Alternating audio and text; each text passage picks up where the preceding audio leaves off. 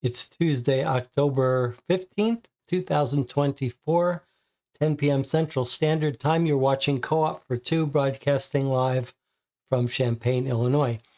Today, as you can see, we're playing Blair Witch Season 2. We're starting our playthrough, and we'll talk about how many days we think it'll take, but let me check in with the chat and see how everyone is doing.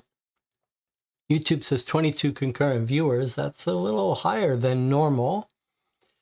I guess that reflects the fact that this is a hunt-a-killer game, or that it's Blair Witch, which it's been many years since the original Blair Witch movie, but it still holds sway over people's imaginations.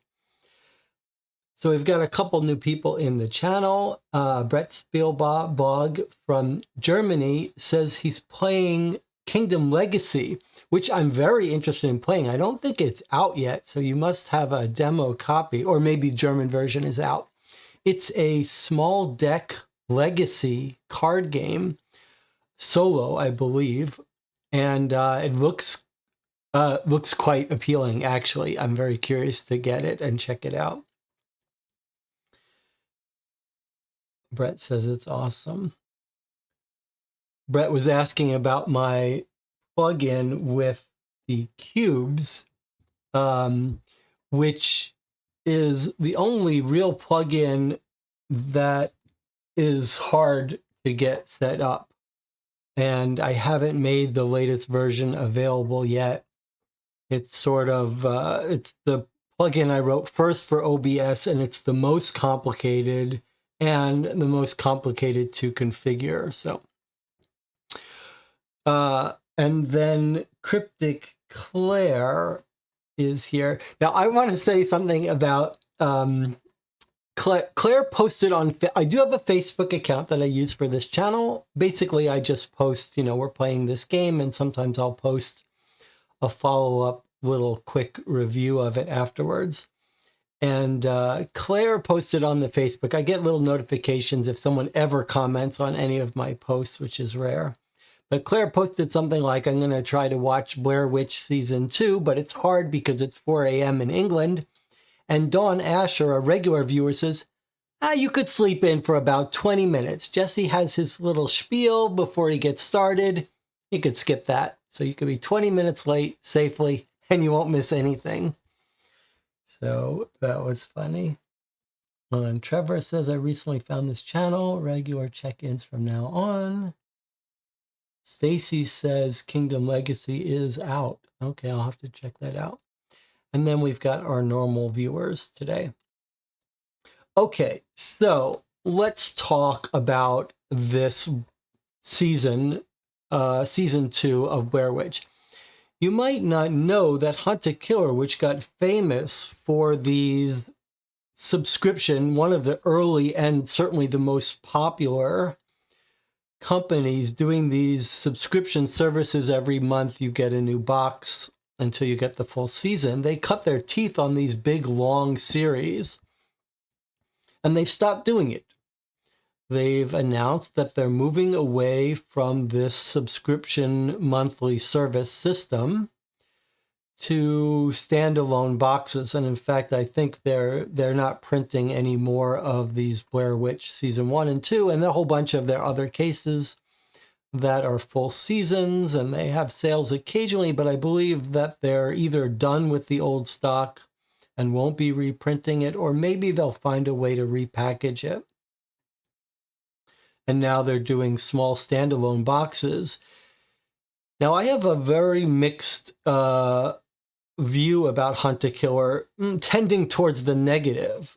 Even though they are sort of one of the founders of this kind of system, their tastes are different than mine. They tend to lean heavily towards sort of props. So it's very common in these Hunt-a-Killer games that you'll get like a hat or, just gimmicky stuff.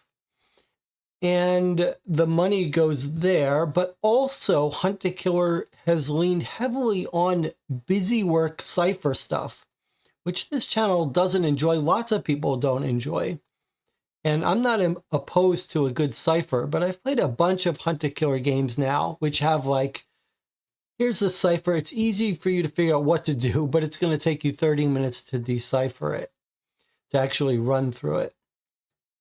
And in fact, Blair Witch Season 1 had one of those. It wasn't just a cipher, but you had to use a black light, spotlight to look at each letter. It was a little frustrating. On the other hand, there are a couple things that Hunt a Killer does well. Tends to do well in terms of multimedia. It's frequent that there's some videos and audio with their cases. And we actually played Blair Witch Season 1 last Halloween during our October Spooky Month stuff. And we really enjoyed it. It was very atmospheric, very thematic, creepy, had an interesting story, and the multimedia stuff was good, etc. So we're back to play Season 2 this October. We will be playing it over this week. And one of the things we have to decide as a group is how you want to play it. Do you want to play one box per night for the next 6 days? Or do you want to try to get in 2 boxes per night? And maybe we can play that by ear on each night. We'll see how it goes. But I'm open to what you guys want to do. I'm criticizing Hunt a Killer because I do have some suspicions about it. But the other couple negative things with the Hunt a Killers, their standalone boxes, which they're doing now, had particularly bad ending things. They're one of the few companies that still just has an envelope you open when you want the solution rather than going online, which you might think this group here would like, because we don't like, in general, we prefer not to have to use the internet. But it is a little abrupt. Like, you think you understand it, open the envelope, and you're told the solution. And then in some of the boxes, Hunt a Killer wants you to sign up to their newsletter to get the epilogue. Kind of unpleasant, but it all worked for Blair Witch Season 1. Now, there was some question about whether we should play Season 2 because I've heard bad things about it. The people that loved Season 1, which I would include myself in, said Season 2 was a disappointment. So I do think we should reset our expectations to be lower. And Stacy, who's played so many of these games and often sends me a little recommendation on the Discord, said, just treat it as its own game. Don't try to compare it. So we'll try to, it's a different story. It's not a continuation of Blair Witch Season 1, which ended on a bit of a cliffhanger and a scary note. This is a completely different story. Hunt a Killer on their website says you don't have to play Season 1 to enjoy Season 2 and vice versa. So it's a completely different story. And we'll see what that story is. Anything else to talk about before we get started here? I did want to make a recommendation.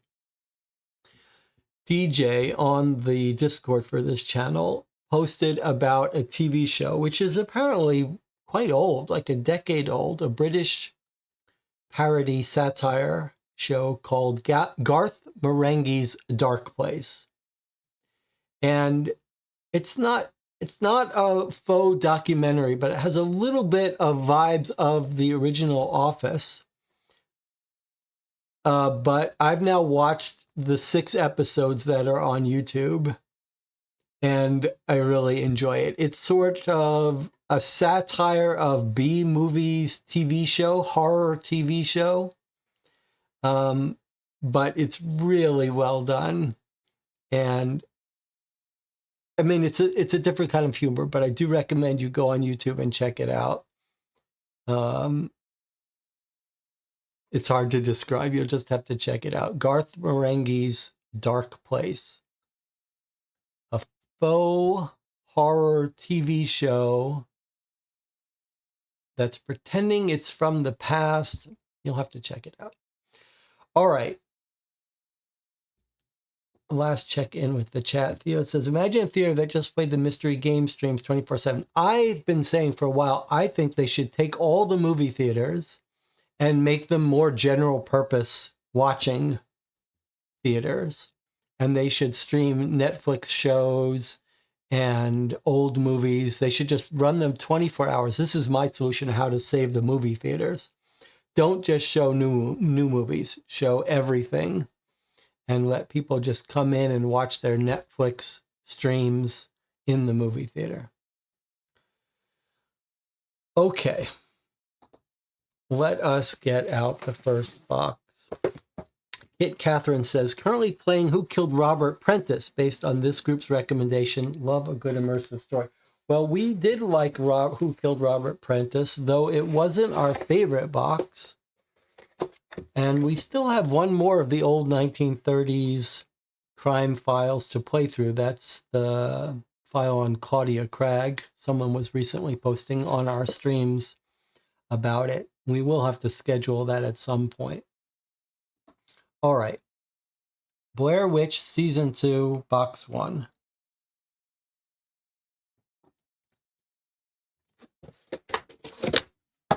Now, I believe that I bought this myself from Amazon for about $50. It would normally sell for quite a bit more, but they're having a sale as they close down things. Okay, let's take a look at this.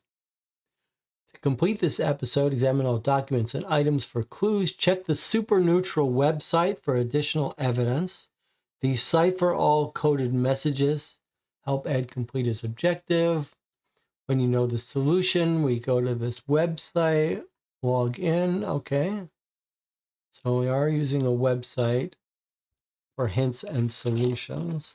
And then a little packing list, which is a nice feature. We rarely do bother with that. All right, so we've got an envelope and a welcome.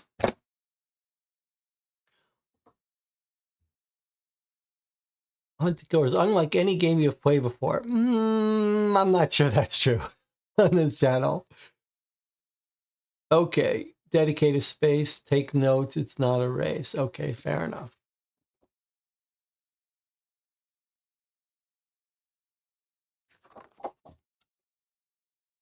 All right, so Superneutral, I don't know what that is.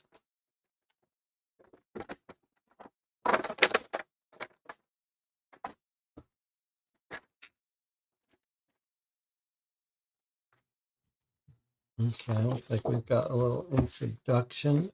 I see, not many different things in this. This looks like just a blank notebook. Okay, with a little deciphering. Let's read our introduction here. Superneutral. Investigator. You don't know me, but my name is Ed Barrett, and I need your help. Anthony Rapinoe gave me your contact information. He said you are helping Rosemary Kent search for her kids, which is why I'm reaching out to you. I'm one of the hosts of a show called Superneutral. We cover paranormal stories, folklore, stuff like that. My co-host, James Durant, and I came to Burkittsville with our new crew members, Emma Parker and Ray Keel, to cover the story of the Blair Witch. We were trying to uncover the real story of what happened to the Kents. Whatever it is, I'm afraid it could be happening to my crew too. I'd been at the motel setting up a temporary headquarters for our production while everyone else went into the Black Hills Forest to scout recording locations.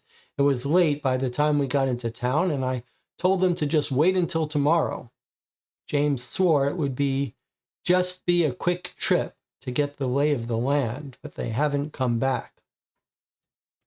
It's been too long now. It's not like James to mess up like this. He's always so prepared. It seems like it started this way with the Kents, too. Events that seem like innocent mistakes are actually something much bigger. I tried asking the local sheriff for help, but I got nothing but bad vibes off that guy. That was even before he followed me into the museum and kicked me out just for trying to get assistance from Anthony. Then when I got back to our motel, there was this creepy black envelope waiting for me. A welcome package, I guess. While it doesn't seem like most people in town are too happy to see me and my crew, the list of potential suspects who left that is pretty slim, in my opinion.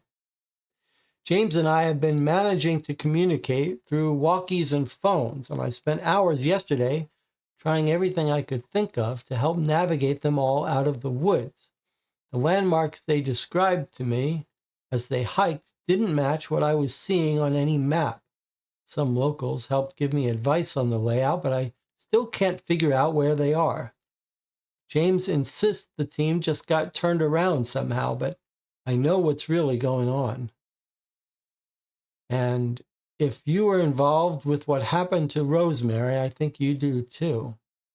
I've sent you what I've managed to work out so far, and I think something's there. I'm just not sure what. We need to work fast. Help me find something to tell James. Whatever's going on, I don't think the regular rules of navigation apply here. A cardinal direction won't work. We'll need to find something a little more esoteric. If you can work out a better set of directions to give James, send it to me on superneutralpodcast.com. I created a folder there which has some things that will hopefully prove useful, and a chat box you can reach me directly. The password is chupacabra. I'm going to keep working, but we need to move fast. If we work together, we can get them out of there. Okay, Super Neutral is a podcast. That's going to be this. Our story is going to center around this group here. They've traveled to the same forest of season 1 in the Blair Witch, and James and his crew have gotten lost in the forest, which is some supernatural forest where they're in some different space and time. He can still talk to them, but they're lost and can't get out. That's our mission, to give them directions to get out. And this was left at the motel. All right, I guess we're going to open this.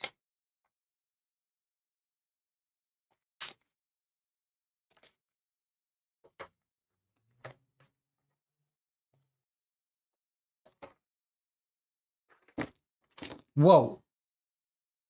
That's pretty creepy. They look like real teeth. Yikes. Welcome, Super Neutral. From your 2 biggest fans. Okay. 2 fans. Are they the 2 aliens or the 2 people? Favorite episodes: Banshees, Mothman, Blair Witch. Top episodes: Blair Witch, Haunted Houses, Belly Witch. And then we've got a code, which looks like a Pigpen cipher, which is what we saw at the back here. We can talk about decoding that in a second. Favorite episodes, top episodes. All right, so it looks like these are 2 different people. They look like kids. But what is this? It's teeth. Very creepy. Kind of looks like there's numbers or codes, letters.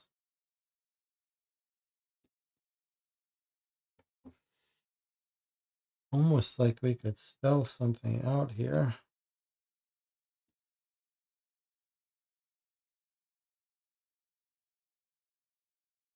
If that's a D and a C, E, S.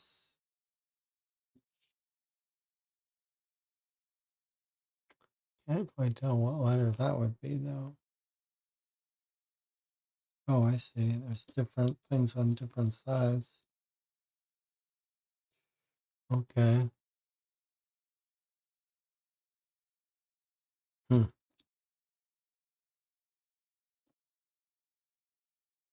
Not sure we're ready for that, but that's creepy.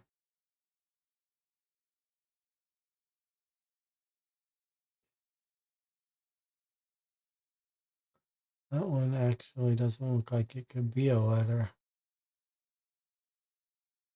I wonder if they... combine in some way. All right, let's put these aside for now. Yikes, teeth. All right, let's take a look at what else we have before we... So that might have nothing to do. That might just be kids trying to reach out to their favorite podcasters. All right, what else do we have here? Burkittsville History Museum. They said they were kicked out of here. Main Street, Burkittsville, Maryland. Mr. Barrett. You'll have to forgive me for writing this down instead of talking to you face to face. Maybe I'm a coward, but right now these wounds are too fresh to discuss in person. Despite our little row earlier, I believe you'll understand. I'm sorry for the way I treated you when you came by the museum. I know you didn't mean any harm, or at least less harm than others might. Even so, while the Kents may largely be just names and faces to you, to me they were my family. Because I cared so much about Rosemary and her boys, I let my anger get the best of me today, as I believe you let your enthusiasm get the best of you. I realize it may have been rash to encourage Sheriff Lanning to insert himself into the situation. You just want to help your friends like I wanted to help mine. Wherever Rosemary is, she wouldn't want me to refuse aid to people in trouble. She was never one to sit back and let the chips fall. When Rosemary's husband died, I half expected her to crumble. Instead, she made it her mission to ensure that Liam and Tristan had everything they could possibly want. She was a fighter who never gave up, and what she fought for was other people, her sons, her community, myself included. But I'm not Rosemary. When you came to see me, told me that your friends had gone unprepared into those woods, my first thought was, they came here to exploit her and they deserve it. That's awful, but it's true. However, if Rosemary were here, I know she wouldn't want someone to face the forest alone like she did. I'm going to give you some advice in her honor. Marching straight into the woods won't save them. You see, what's happening with your friends, I'm sure you've seen what's happened to others who have tried to make it out. This is how it always starts. Also, that map you tried to show me this morning wasn't completely accurate. The corner where the town is should be poking into the old decaying campground. You've got to move some things around. If you're really serious about getting your friends to safety, there's someone I think can assist you, an investigator. They helped Rosemary when her boys went missing, so if you find yourself in over your head, they might be able to understand. I've enclosed their information. This is all the help I can give you. Use it wisely. But please don't try to contact me again. I can't continue to be involved with this. Okay, so this is what led them to contact us. We're given a little information about how we have to fix this map.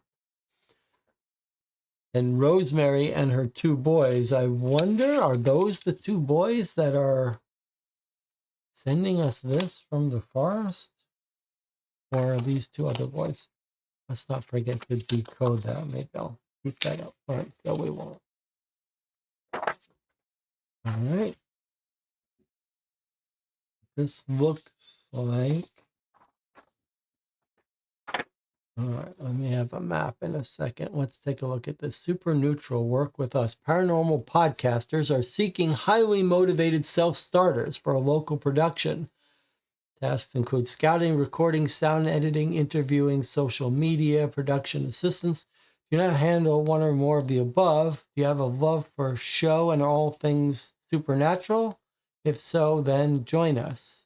This looks like a phone number that maybe we'll want to call. Oh, what's on the back here?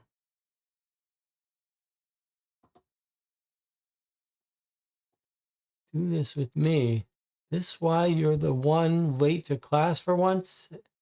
Exam on sonnets next week. Help? Of course, gonna do this with me? Do this with me. This that show you always listen to and any good? I like it, so yeah, it's good. Promise. Sounds like fun. It counts for credit too, so it's a great chance for you to catch up. You're right. I'll make a playlist of my favorite episodes for you. It'd be awkward if you joined the team without even listening to them. I'm sure I'll love it. I have a feeling you'll like James. He's the realistic one. Let me guess. You're more Ed. What can I say? He speaks to my desire for more mystery in the world.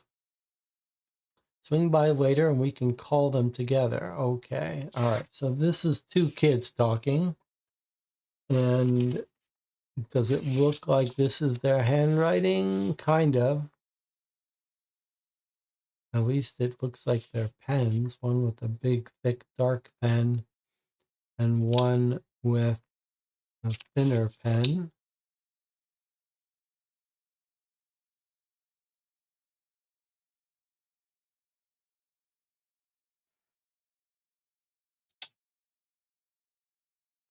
Just looking at handwriting here.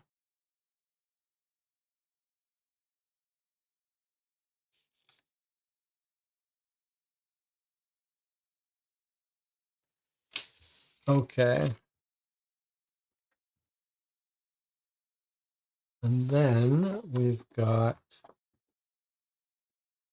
photo.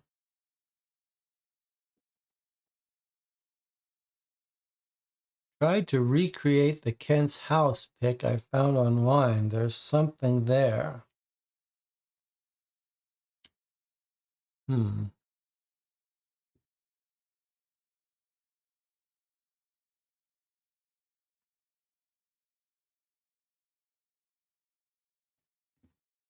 What is up in that window?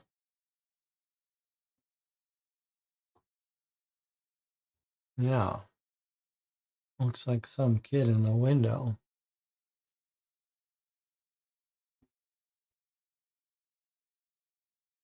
Anyone else in these windows? Not really. All right, but someone definitely is up in that window. Tried to recreate the Kent's house pic I found in line. There's something there. Okay. And then what's this about? The Silver Moon Diner. And we've got some writing here. Some weird writing. In fact, this looks like the teeth writing.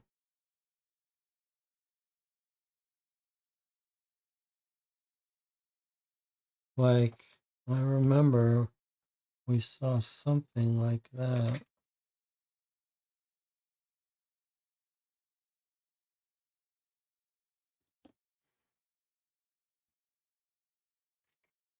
Maybe I'm wrong. I thought.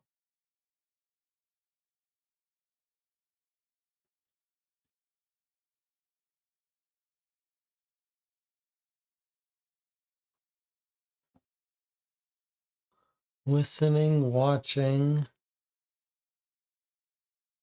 Maybe it's just partial drawings. Okay, not the teeth, but what is, can't really read what this says.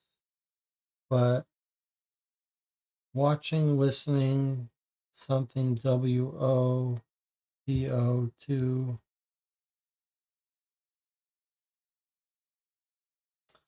Other drawing. Some creature in the woods. Woman. Got some crossed out stuff here. What does this say? Move the lumber mill south and east. Done. The ruins are northeast. Done. Tallest mountain just west. Done.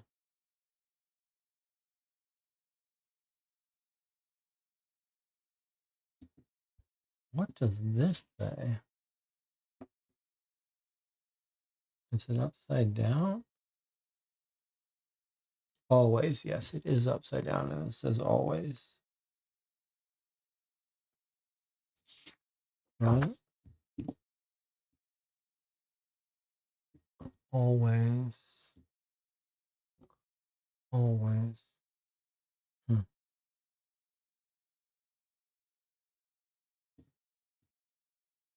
So this feels like it connects to something. Like these are cut off. They don't seem to be wrapping around. W.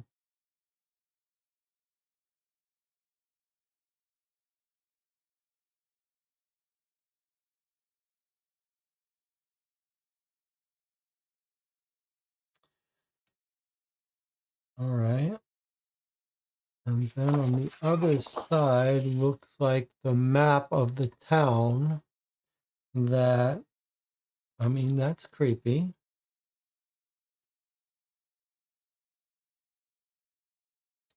More little letters.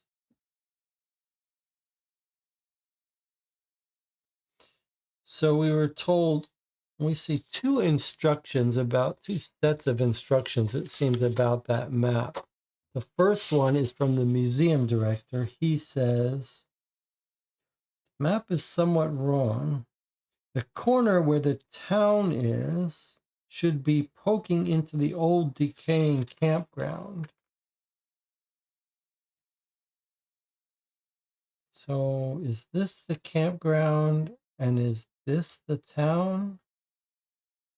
And is this some folding thing that it wants us to do to complete these letters? Corner where the town should be poking into the campground. Assuming that's the campground.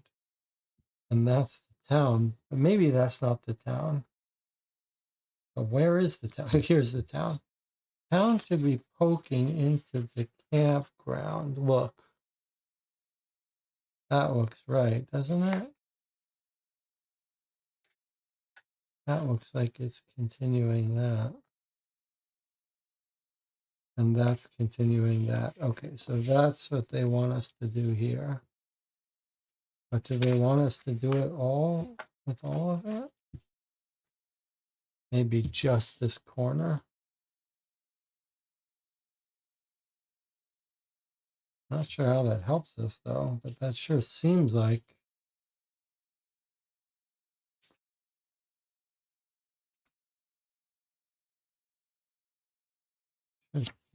what we should do.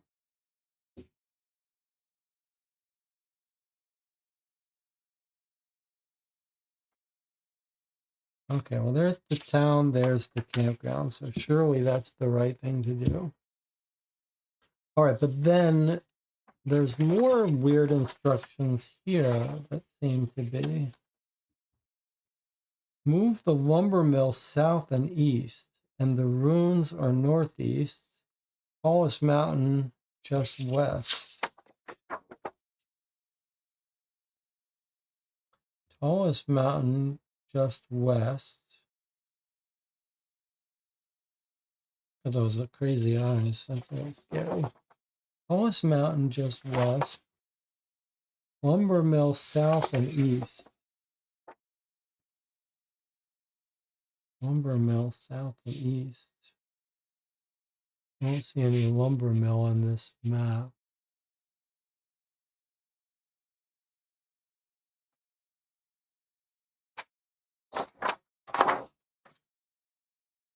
Ruins on northeast. Ruins on northeast. I guess that's the ruins here. So maybe those aren't instructions for the map. Those are just how he wrote this map. And then this poking goes here, but that doesn't really, not sure how that really helps us. Seems like it would start to complete these words, but it feels like we need some other words, other letters to complete, but I don't, maybe,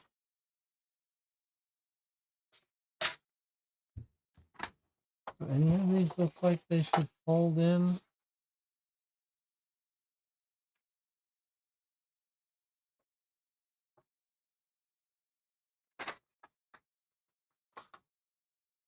Not really.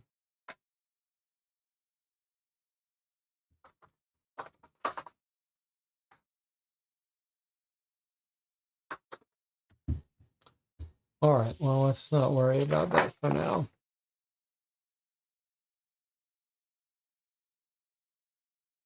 Let's see what the chat says. Are we supposed to fold it so always listening and always watching connect? Are we supposed to fold it so always listening and always watching?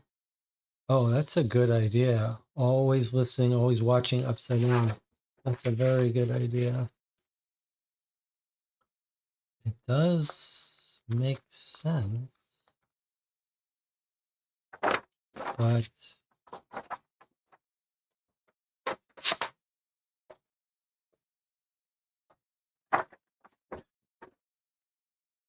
always listening, always watching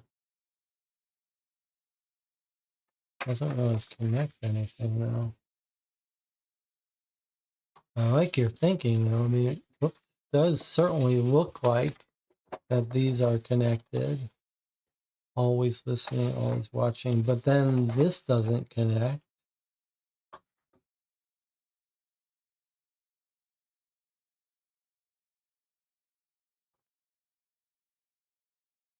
And these words don't connect.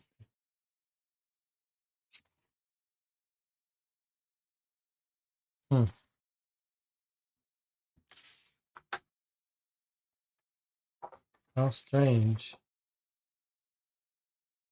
I mean, this one we're following instructions. It seems to want us to do this. But it's weird how so many of these others seem to almost connect. All right, well, let's not worry about it for now. Let's not get obsessed with it. Let's continue going through our stuff. Super neutral. I think we've got a notebook here. It looks like it's a bunch of information on different ciphers on the front and the back. So this is a Pigpen cipher. We could, before we continue, we could decode this with this. Let's do that together.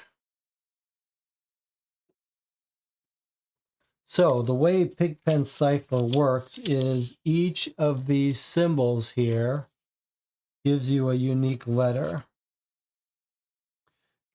So you can see we've got pairs. This is with dots, without dots, with dots, without dots. So you can see each thing here is either got a dot or not. So the way you read it is you look where's the letter surrounded by this symbol. So that's a T. Where's the letter surrounded by this? That's an H. Where's the letter surrounded by a box? That's this E. So the, and then this V with a dot is right here, this W. C with a dot, that's O. O. Without a dot, that's D. The woods, that's probably going to be R. A. R. B.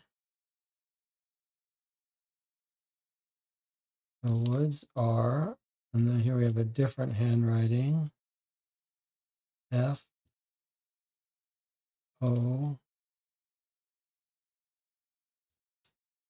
L with the dot is L. Wouldn't mind a pen, that works a little bit better. Looks like it's a comment about folding. That's a D. That's an I. N. G. The woods are folding. That's an I. That's, the woods are folding in on.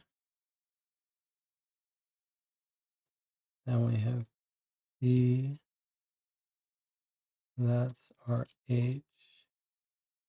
This is going to say themselves, right?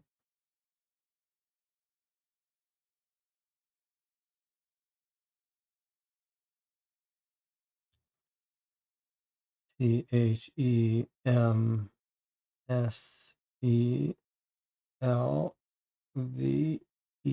Okay. So this message says the woods are folding in on themselves. So again, a clue that our map is about folding. Jonathan says, looks like the lines next to the graveyard will connect to something folded.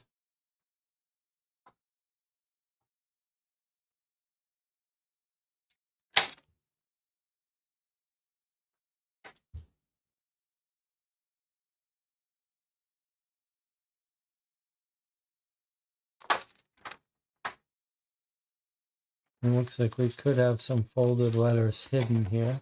Okay, the woods are folding in on themselves. A little comment about how the woods are messed up spatially, but also clue about what to do. And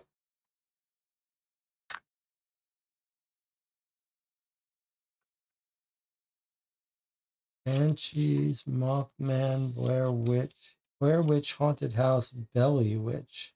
With belly underlined, don't know what that's about. Well, let's see what else we've got here, though, before we move along. Okay, I've studied all kinds of codes and ciphers just to interpret things like number stations. The most useful thing we learned from it was how to pass secret notes in class. So an at-bat cipher just switches each letter with its on the other end of the alphabet. So A goes with Z and so on.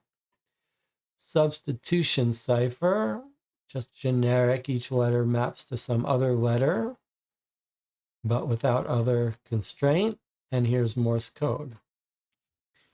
Okay, a closer look at some of our favorite subjects. This is our person.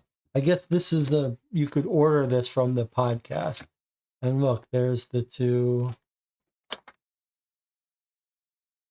creatures here. So that's what these creatures are, fans of the podcast. Okay, let's look at this. Closer look at some of our favorite subjects. The hairy woman. Sightings of the hairy woman date back over 100 years, with Maryland settlers claiming to have seen her watching them from the tops of trees. Some reports say her entire body is covered with fine fur, or that she can control the long hair itself, like the snakes on Medusa's head. The axe murder house. An entire family brutally killed in their beds, all unable to escape their killer and now unable to move on to the next world. Legend has it, this unfortunate family still roams the halls of their ancestral home. Unlike the classic image of many ghosts, they are said to still bear the grisly wounds that killed them. The family's patriarch has even been spotted with the axe that did his family in, and he's rumored to be searching for retribution. Resurrection Mary.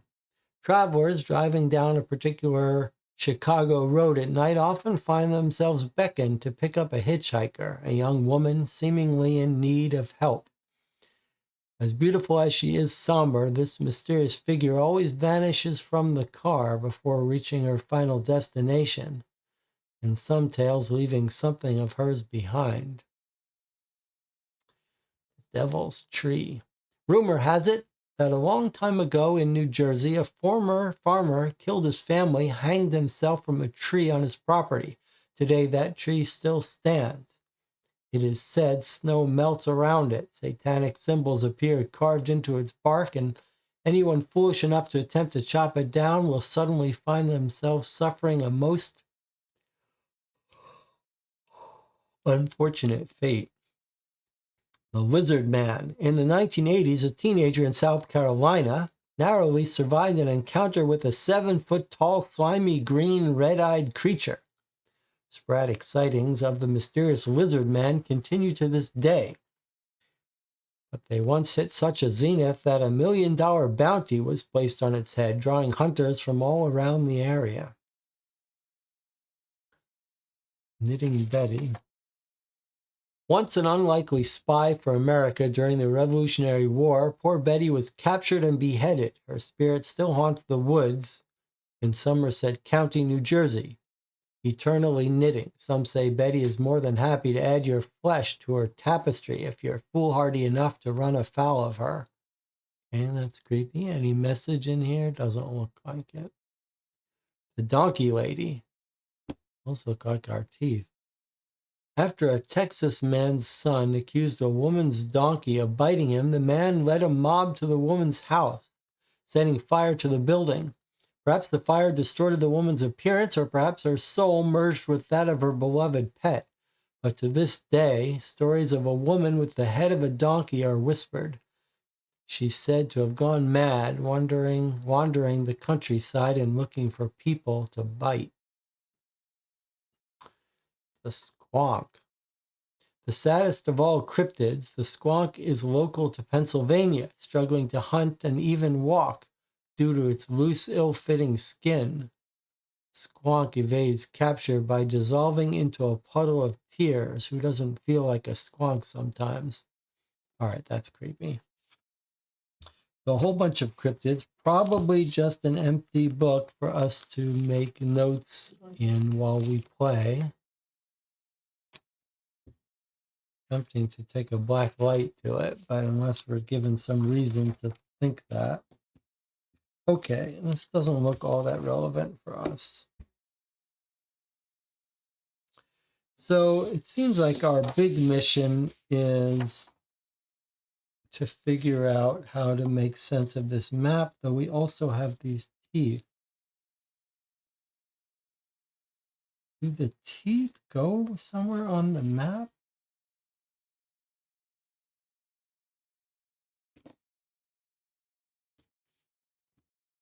Obviously, we've got more folding to do with the map. But before we do that, I wonder if we should also familiarize ourselves with the podcast website, although it seems to suggest that that's just for when we have the solution.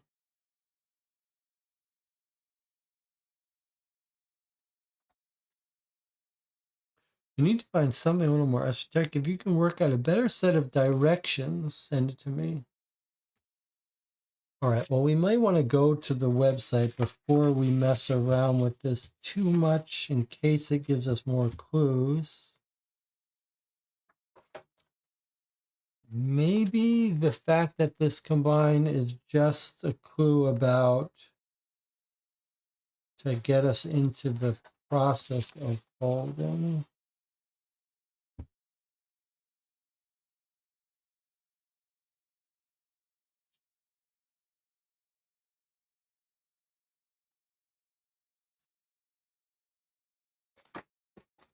Maybe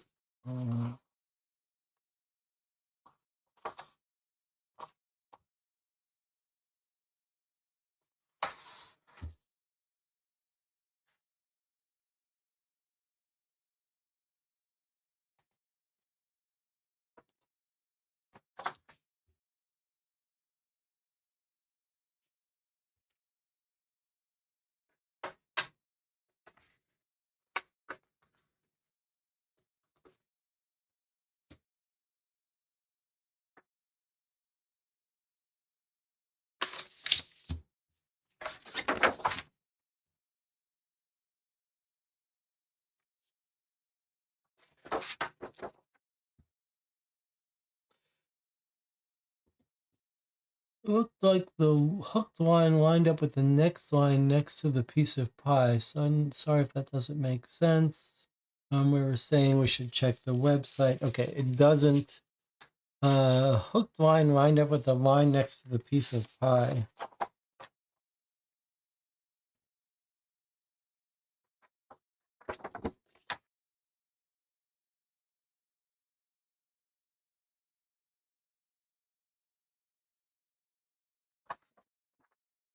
Move the lumber mill south and east. The ruins are northeast. The ruins are northeast. I didn't see any lumber mill. Trying to see if these instructions are moving instructions. The tallest mountain just west. Tallest mountains just west. One thing that's weird, one thing that's weird is that when we do this, like, what are we getting here? Like, it doesn't look like it's like an iron, but it's not a word. It sure seems like this is what we're supposed to do. But is that a trick?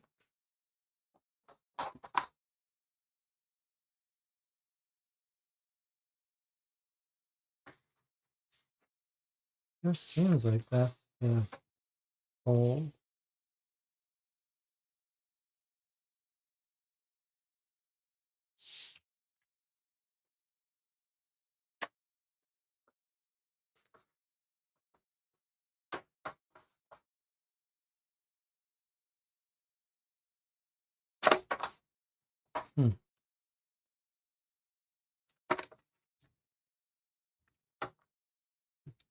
All right, let's check the website.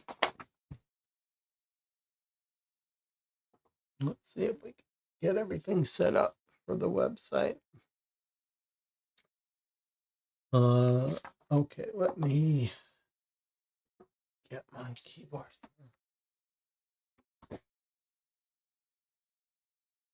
Okay. I don't know why it sometimes loses connection to this tablet.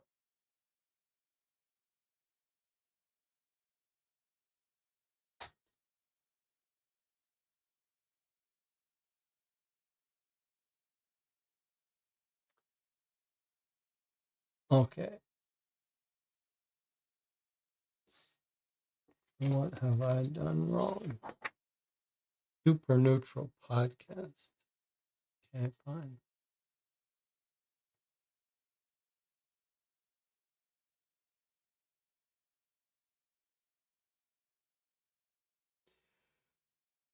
Okay, password we're told was Chupacabra.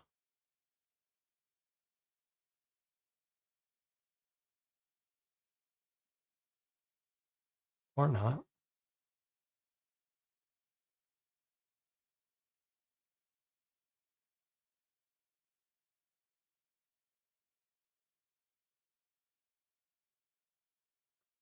Okay.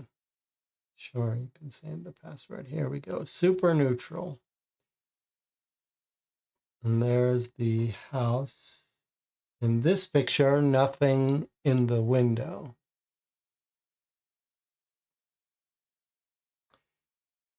Thank you all so much for supporting our show thus far. We're excited and proud to present our newest adventure in partnership with Castwire. It's thanks to their financial support and your voracious appetites for the unknown that we've been able to plan a full investigation into the Blair Witch on site in Burkittsville, Maryland. Stay tuned for updates. Oh, what? You want more right now? Check out the pinned post in the forums for more information on this new expansion of Super Neutral, or listen to our original mini-sode on the Burkittsville mystery here. It looks like we're going to be able to look at something. But let's read this first. Historical timeline of Burkittsville and the Blair Witch. So February 1785, local woman is accused of and tried for witchcraft. She's found guilty, sentenced to death by exposure. At this time, the township is still known as Blair. Then November 1786, all of the women's accusers and half of Blair's children vanish. The mere mention of the name of the witch is deemed heretical, evil, and Blair itself is abandoned for fear of the witch's curse. 1824, Burkittsville is founded on the land that used to be Blair. August 1825, A young girl drowns in one of the creeks near Burkittsville. Her body is never recovered, though 11 witnesses report she was grabbed by something in the water. Spooky. March 1886. Lots of years passed. Search parties are dispatched for a missing child. Though the child is recovered unharmed, one of the search parties is found weeks later mutilated. November 1940 to May 1941. Is it?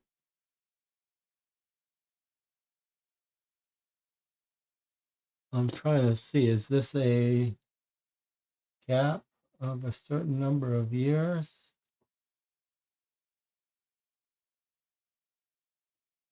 59 years, not quite.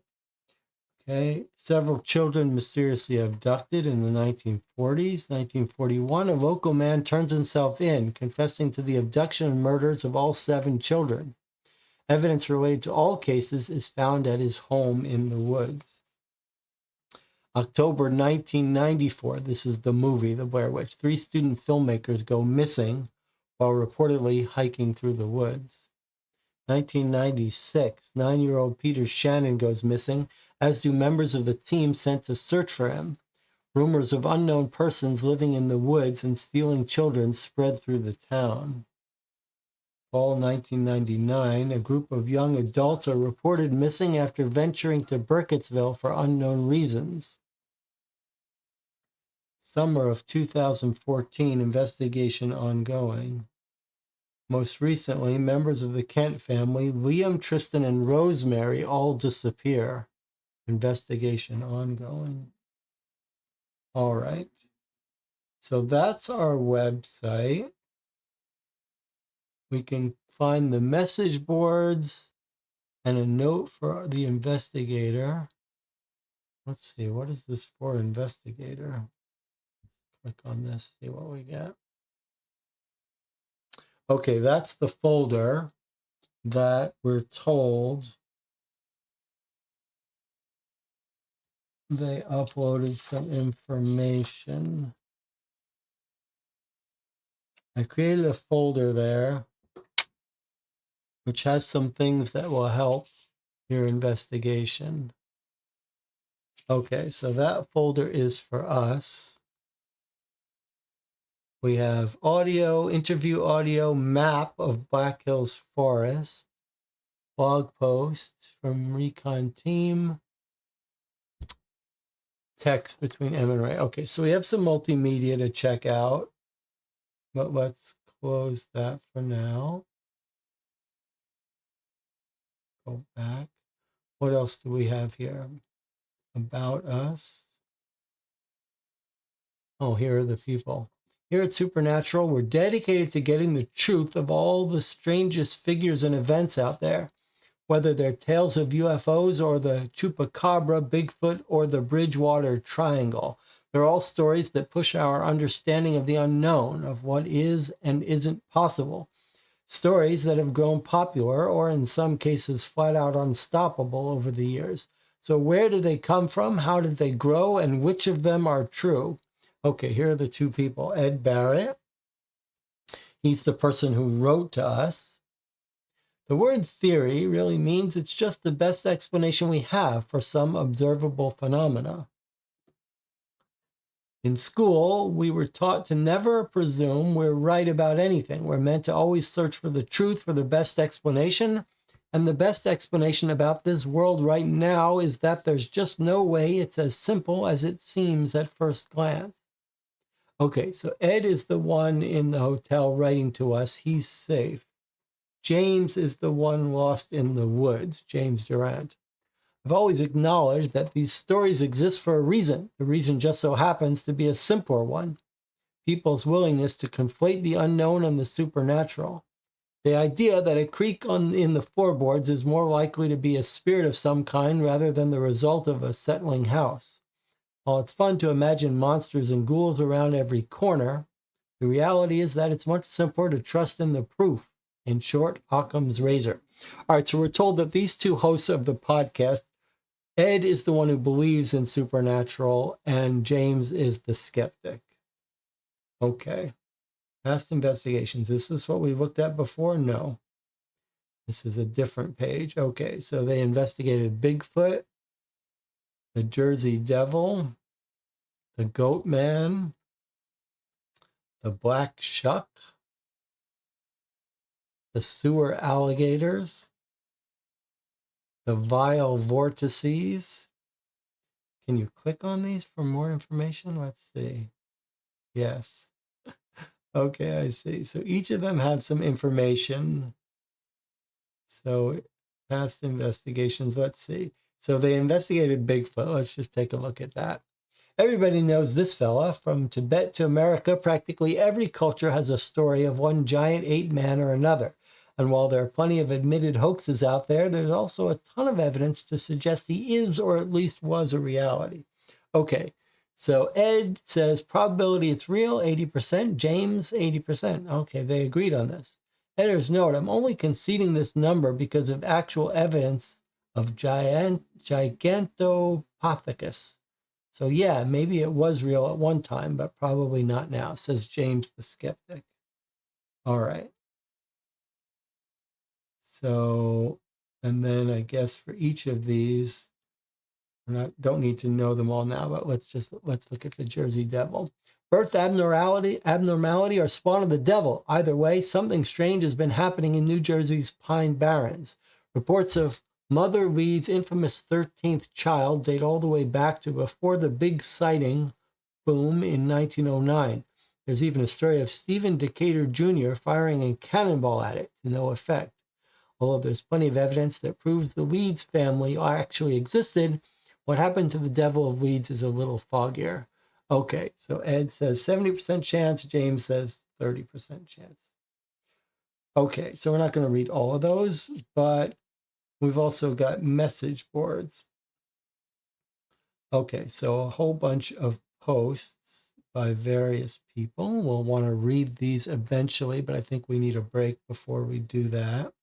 And then the chat, we're told, I see it wants our email. I'll just put that in now.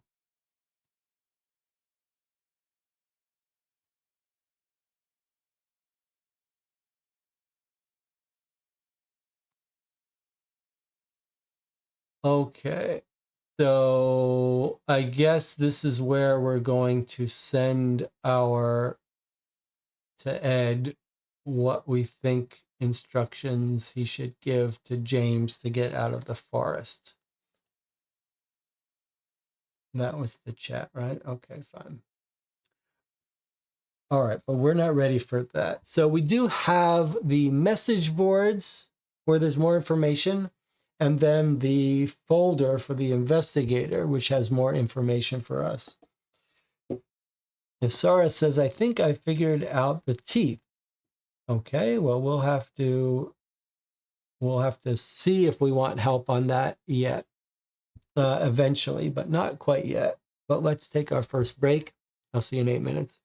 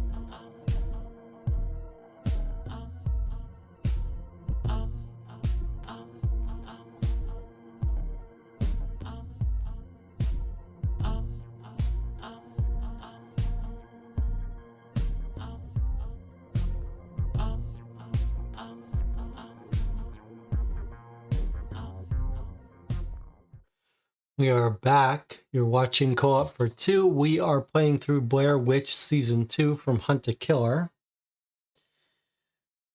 It's clear that the major component of this first box mystery is this map, which can be folded to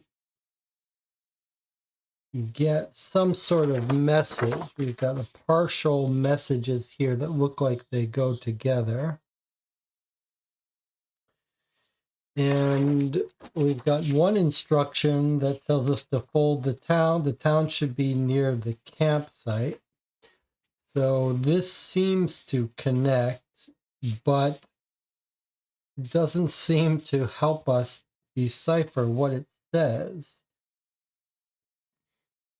On the other hand, it's clear there's more folding to be done, more things that form letters. But I was thinking maybe it's tempting to think in something like this that we have to do a bunch of folds to get the complete message. But I wonder if it might just be that we're supposed to do certain, like do a fold, and read the messages separately. This almost looks like it works. But what would be the WU?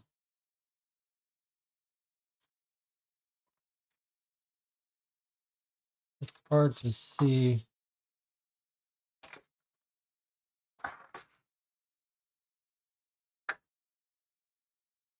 Like actually, it looks like this goes there. Okay, but these folding things do tend to get me. But before we get too obsessed with trying to figure this out, let's, I think, go through the website materials in case we've got more clues there about how to fold it, which wouldn't be that surprising. And Isara says she thinks she knows how the teeth decode. But I think we should wait on that. Let's not get the solution yet.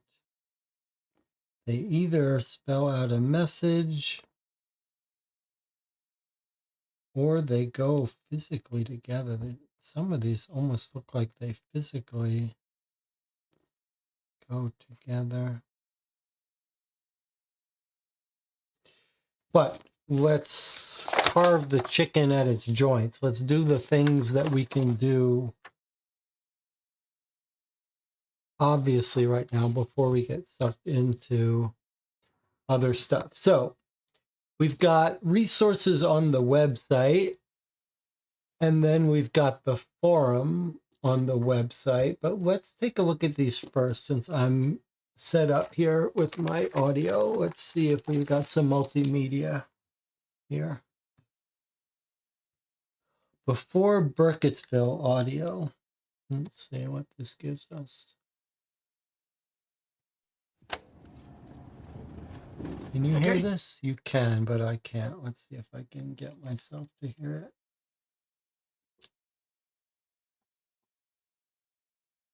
This is Ed, and we're officially recording.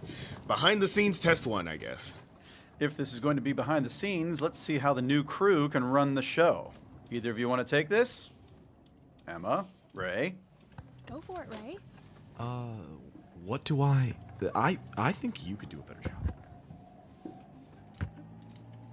Okay.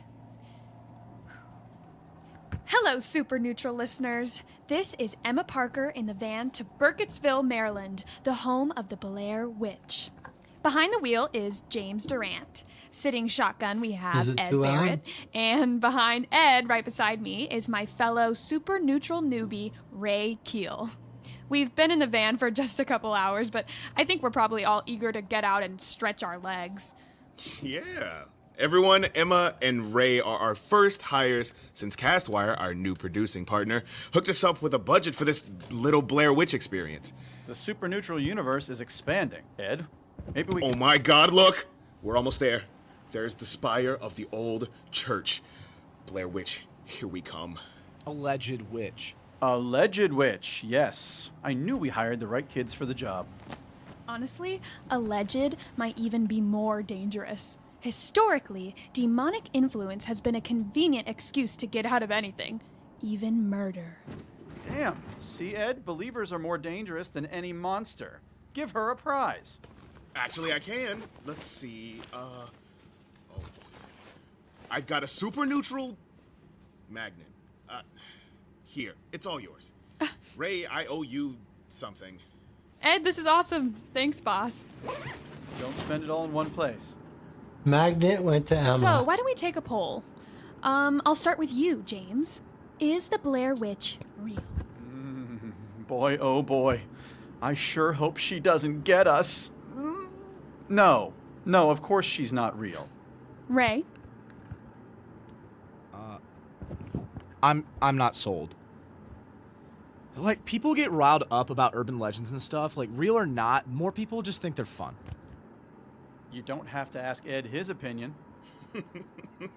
Oh, check it out. We're here. Listeners, the town of Burkittsville is so much smaller than I expected. Main Street is really just a few blocks long. Barely anyone out. It's like driving back in time. James. God, Ed, what? The Kent house. Pull up. I need to get a picture of this.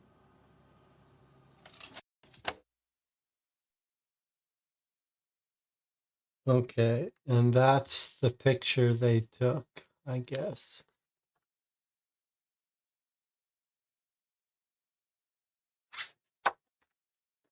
Except they found there was someone in the window. Okay, that was pretty cool. Pretty high production qualities here on this, I gotta say.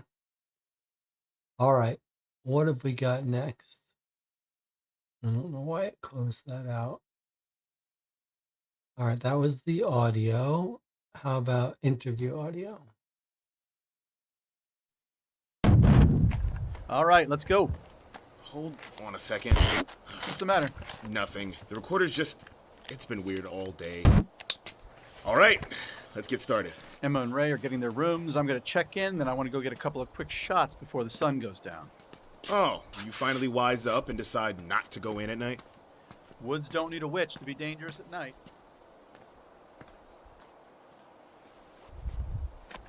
All right, listeners, I'm standing in front of the Burkittsville Motel. My mind is exploding.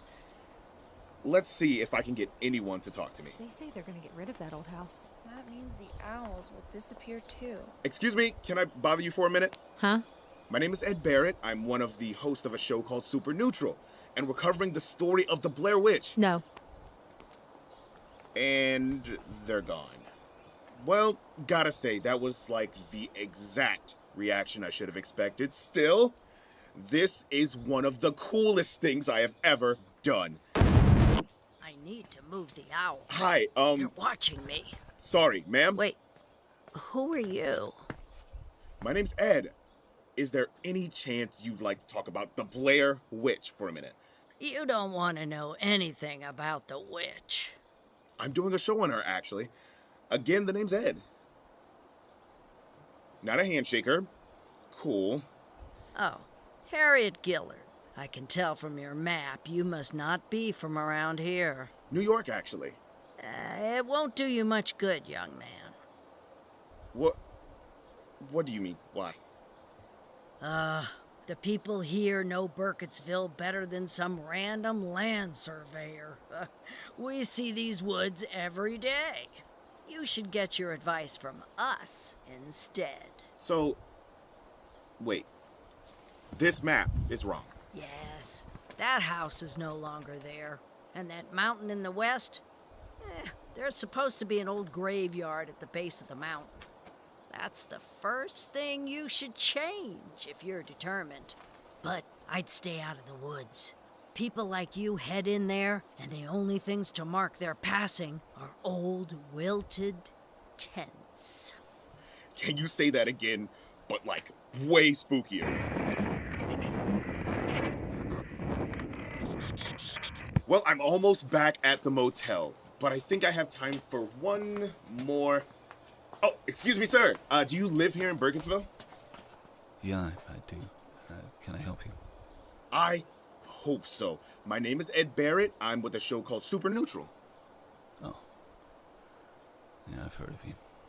Oh, really? That's awesome. I'm not trying to be rude. I think it's a smart idea if you just do yourself a favor and go home. What? I know why you're here. I want no part in it. Please, leave before I call the sheriff. Hey, wait.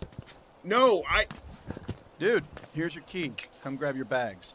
I'm taking the kids over to the woods to get some shots and sound before the sun goes down. All right, let's go. Hold on a second. What's the matter? Nothing. The recorder's just...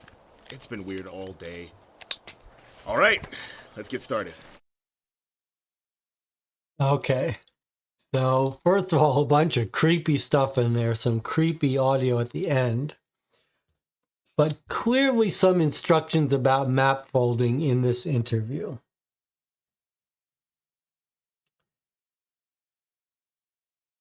There's a comment about moving an owl, and we do have an owl here. But then even more explicitly about the graveyard should be at the mountain. So clearly some folding instruction type stuff. Graveyard should be a mountain.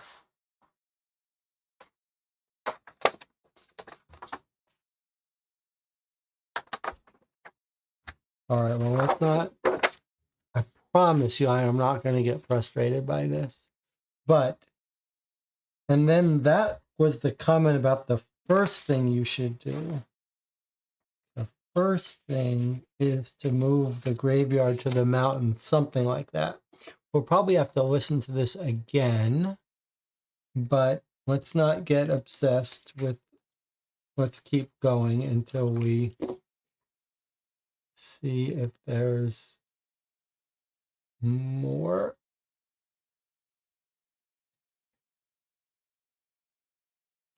Map of Black Forest Hills. Okay. Doesn't want me to click on this.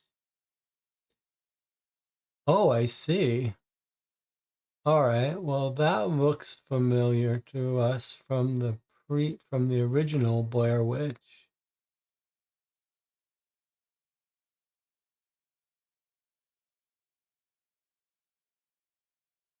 There's the timber company.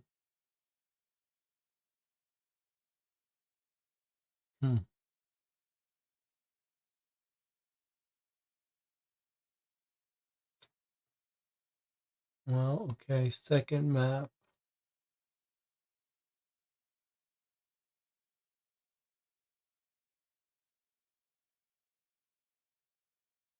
We were actually told a comment about the timber. Let's take a look here. Move the lumber mill south and east. Done. The ruins. The lumber mill south and east.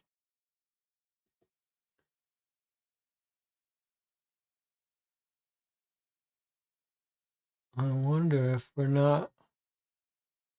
So that either could be a comment that would help us figure out where the lumber mill is here. Like you could guess that that's telling us the lumber mill here should go south and east. Possibly. All right, well, let's keep going here.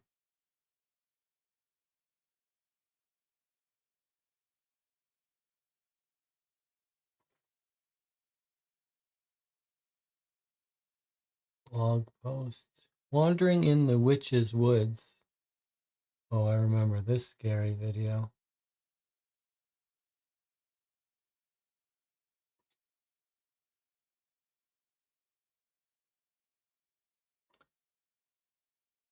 All right, let's read this. Calling all Edheads and Jaywalkers. It is I, Emma, your designated team herald.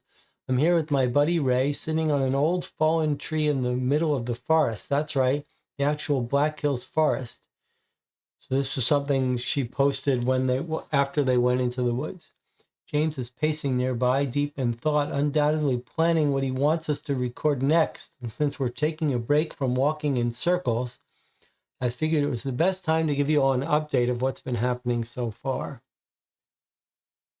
Our trip to Burkittsville was really fun. We played Ghost, and James shared his theory on the Frogman, future episode coming up, as we drove past open fields. The closer we got to town, the more mysterious the air felt around us. It's hard to explain, really, and of course Ray disagrees, but Ed swears he could feel a shift as we passed the welcome sign. Before we even unpacked the van, James suggested a quick trek through the woods to grab some photos during the last hours of twilight, which I fully supported. Motels are everywhere, but how often do you get to see a haunted forest? James, Ray, and I elected to go while Ed stayed back in the hotel room prepping everything he wanted to get for the episode.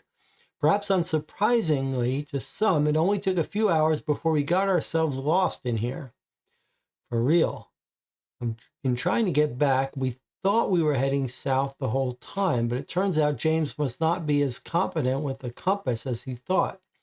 We passed at least twice the same old rock where, the story goes, an entire search party was found slaughtered. Not exactly the most comforting campfire story. It feels like we've tried almost every direction, but I assure you, why is this not zoomed in? Okay, we tried every direction. I assure you we're doing okay for now. I hadn't seen any rock cairns or witchy stick figures yet, so good news on that front.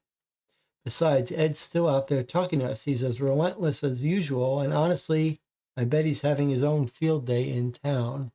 Okay, and then they've recorded this video of being lost, and there's a hand that comes out on the left-hand side of the screen, bottom left. So this look there, it looks like it's a repeating loop, but actually some of the time some creepy hand comes out, and then I think there was another witch that comes out somewhere or something. There's the hand.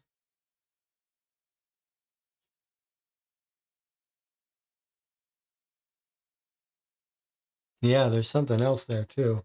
I don't think you can pause this, so we can't pause it. All right, so creepy. Very creepy. Gotta wrap this up.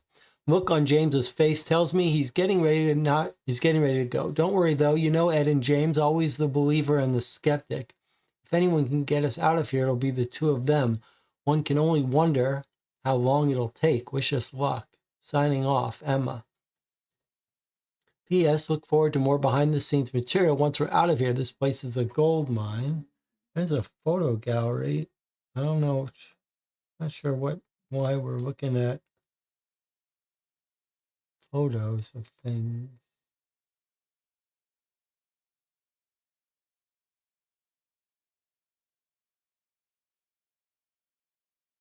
These don't seem to be relevant to us. Don't see anything interesting in these photos. Maybe you do. All right. Creepy. Very creepy. All right. Text between Emma and Ray. This is the only thing we haven't read here so far.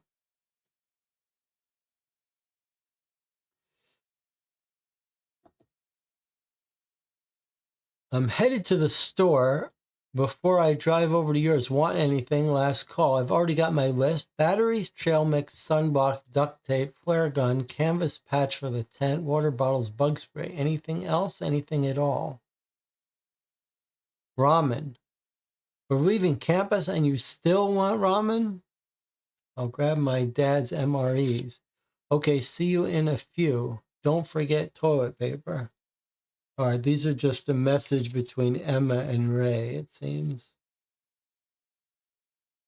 I don't know why it says download here.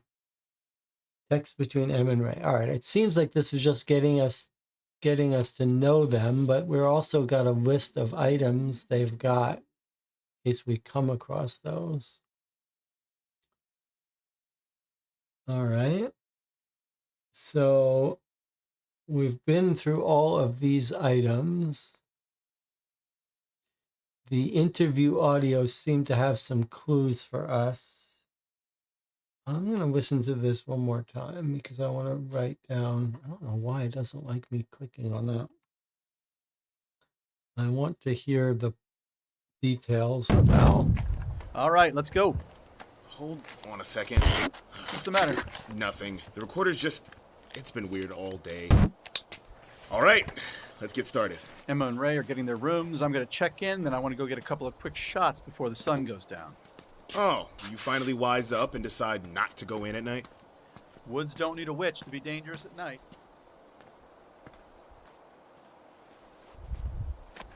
All right, listeners, I'm standing in front of the Burkittsville Motel. My mind is exploding. Let's see if I can get anyone to talk to me. They say they're gonna get rid of that old house. That means the owls will disappear too. Excuse me, can I bother you for a minute? Huh? My name is Ed Barrett. I'm one of the hosts of a show called Super Neutral, and we're covering the story of the Blair Witch. No. She said they're getting rid of the old house, and that means the owl will disappear too.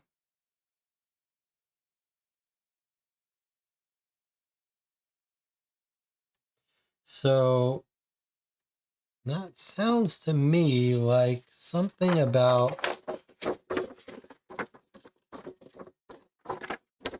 these covering up each other, and almost like it wraps around this way.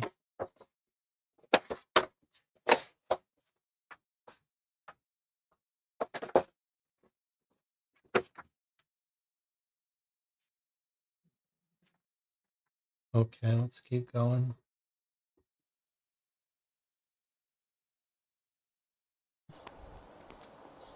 And they're gone.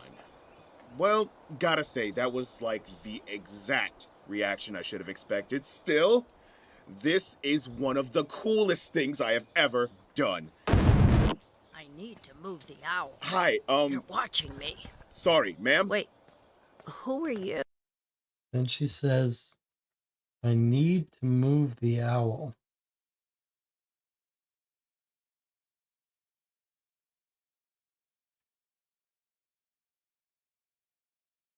Okay. You. My name's Ed. Is there any chance you'd like to talk about the Blair Witch for a minute? You don't want to know anything about the witch. I'm doing a show on her, actually. Again, the name's Ed. Not a handshaker.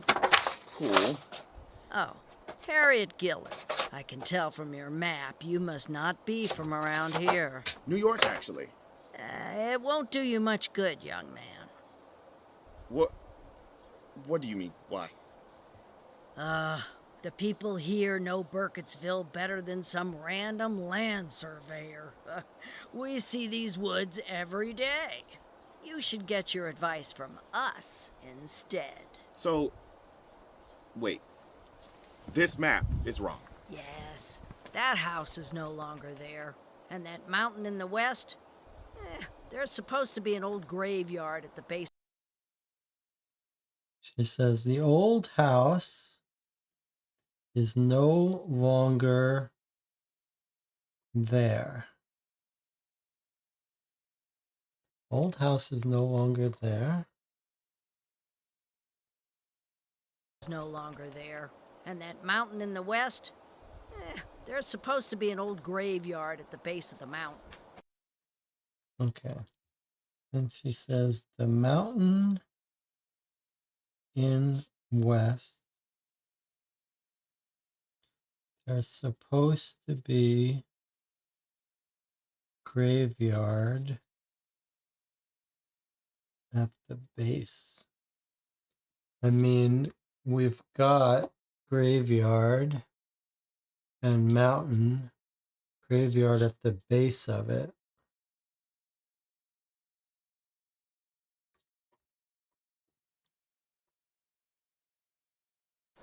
That's the first thing you should change if you're And she says it's the first thing to change.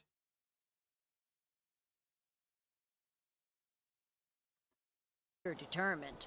But I'd stay out of the woods. People like you head in there, and the only things to mark their passing are old, wilted tents. The only thing to mark their passing are old tents. The only thing to mark their passing are old tents. I mean, we do have old tents here. I'm not sure how to use that.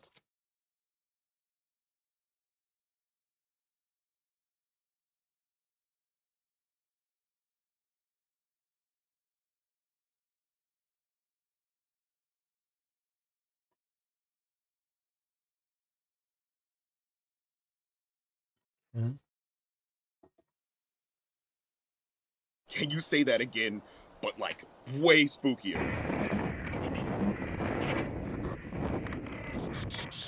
Well, I'm almost back at the motel, but I think I have time for one more. Oh, excuse me, sir. Do you live here in Burkittsville? Yeah, I do. Can I help you? I hope so. My name is Ed Barrett. I'm with a show called Superneutral. Oh. Yeah, I've heard of you. Oh, really? That's awesome. I'm not trying to be rude. I think it's a smart idea if you just do yourself a favor and go home. What? I know why you're here. I want no part in it. Please, leave before I call the sheriff. Hey, wait. No, Dude, here's your key. Come grab your bags. I'm taking the kids over to the woods to get some shots and sound before the sun goes down. All right, let's go. Hold on a second. What's the matter? Nothing. The recorder's it's been weird all day. All right, let's get started. What was that? What did it say? That last really creepy audio. It sounded like it said something like R. All right, so this definitely seems like clues about folding the map. We've got one more thing to look at on this website, and that's the message boards. Let's take a look at that.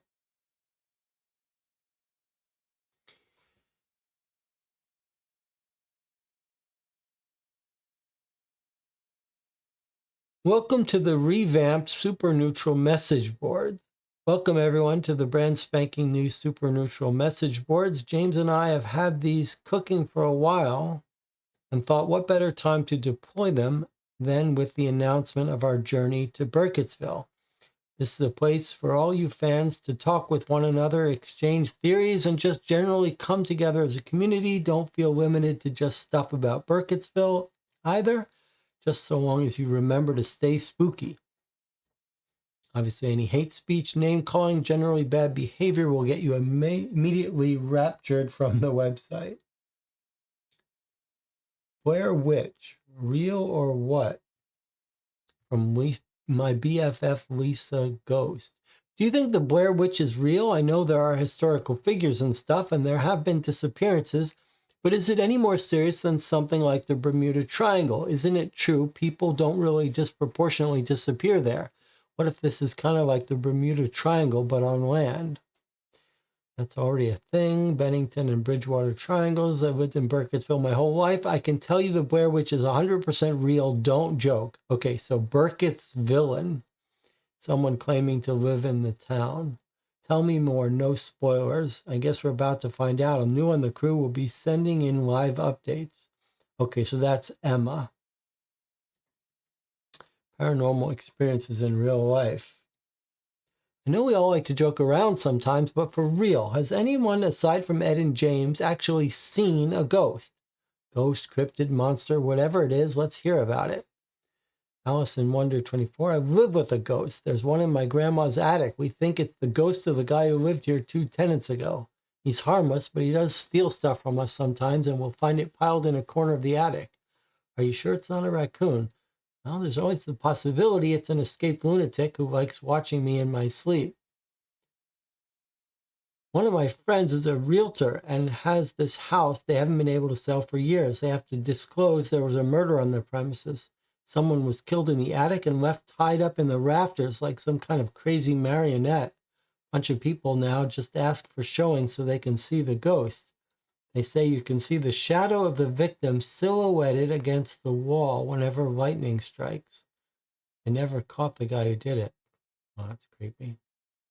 I live near Lake Champlain, and nearly all my friends and I have seen Champ on multiple occasions. This thread is giving me an idea for a supernatural story contest. Scary story contest, says the moderator. Yes, Ed. Okay, so we're told that moderator Night of the Living Ed is Ed. Okay, fine. Thanks, Ed and James. I just wanted to say thank you to Ed and James for making such a great show. I just recently stumbled on Superneutral. I've been going through a huge backlog of episodes on rides to and from the hospital to visit my grandparents. You guys have such a clean, fun time, and darn if you don't teach me stuff about folklore and history too. It really helps me turn my brain off and just enjoy something in the midst of stress. Thanks a lot. Keep making such awesome episodes. Ed says that's why we do it.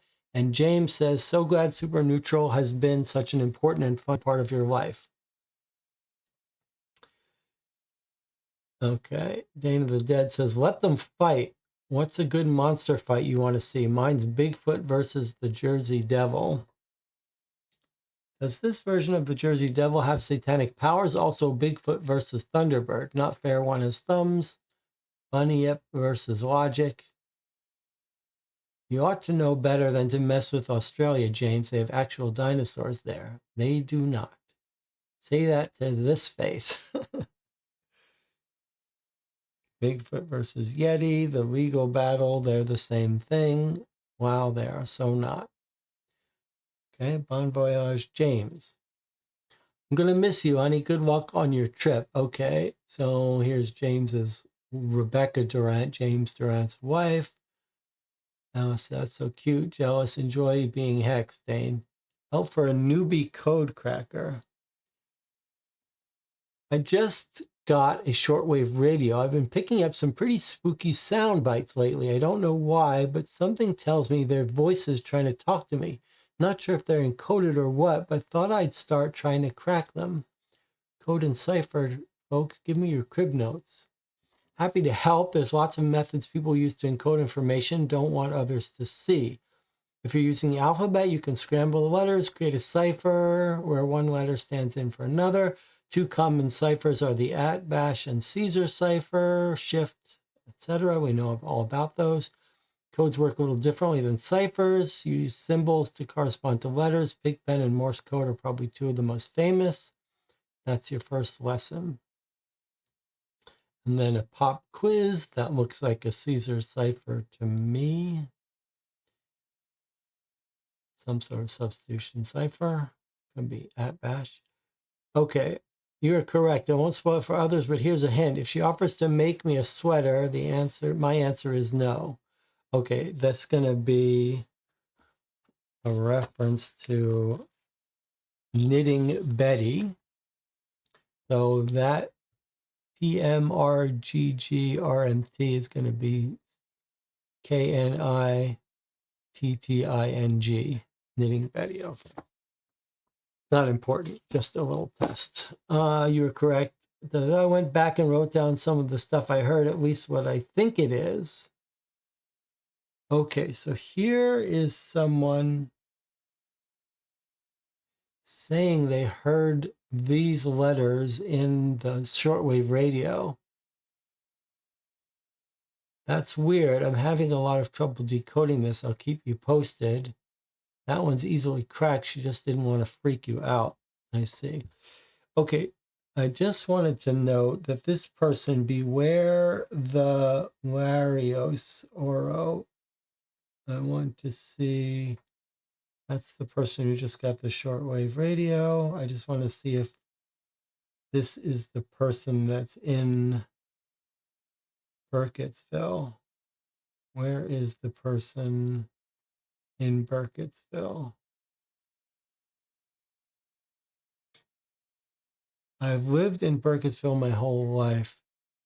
Burkittsville, okay. All right, so apparently this is something we could decode, and it's scary. If it's a shift, well, let's just put it on our to-do list. It doesn't seem like it should be relevant to our case. Just a way to practice your deciphering.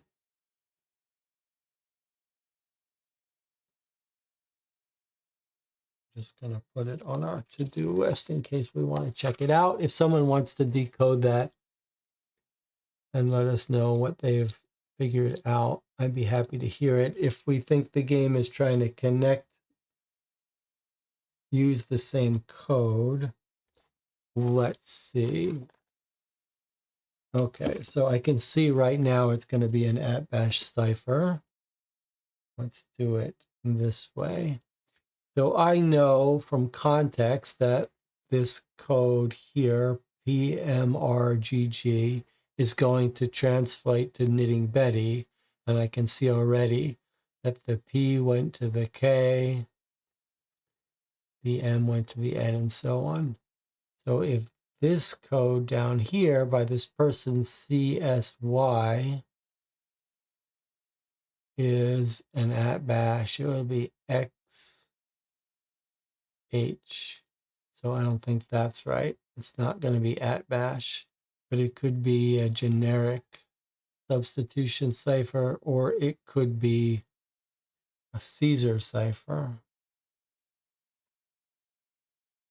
We could try to figure it out.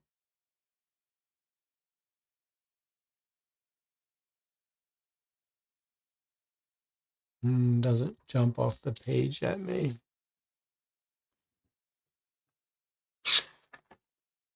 But probably not relevant to our case, so maybe we won't worry about it now. If someone wants to decode it, let me know. Okay, last forum post. What do y'all think? Are Ed and James going to survive Burkittsville? 50-50 rude. Okay. So that's it for the website. That means we have everything we need to know. We have everything we need to get the message out of this.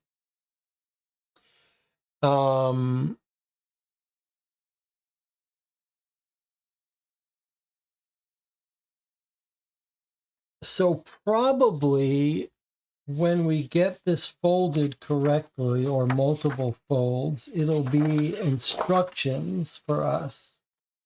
Remember that what we're being asked to do is send instructions, give a better set of directions to give James.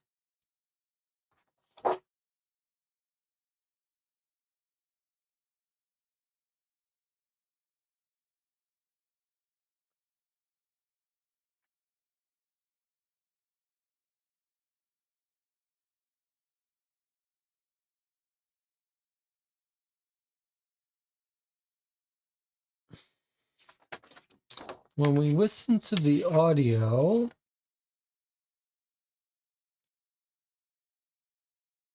she says the first thing is mountain in the west is supposed to be, there's supposed to be a graveyard at the base of it. I mean, this looks like graveyard.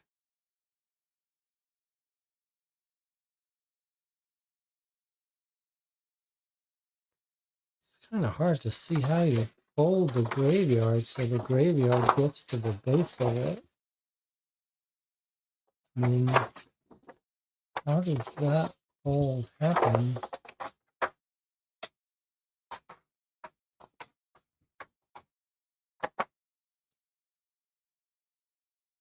And I need to move the owl. I sure hope it doesn't expect us to cut anything. The house is no longer there. I need to move the owl.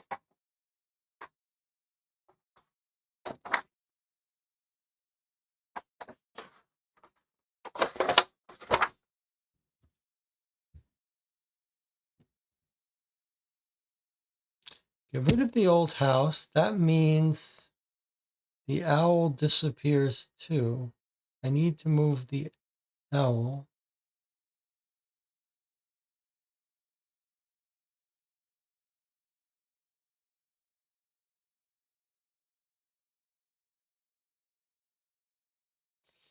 Mountain in the west. There's supposed to be a graveyard at the base of it. And the other instruction said the town pokes into the campsite. And the main clue was about folding.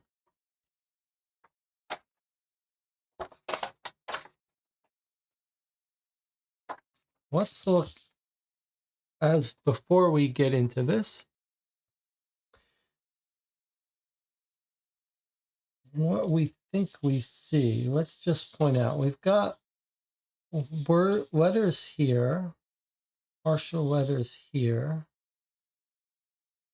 When we fold this, we get this, which is very strange. Hard to know what to make of this. But in addition to letters, partial letters here, we've got partial letters here.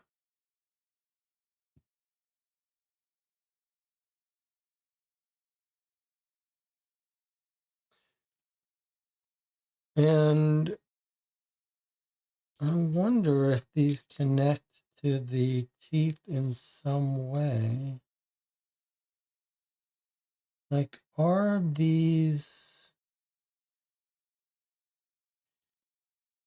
Like I see here in this word, there's a little bit of a gravestone here. Just wondering if...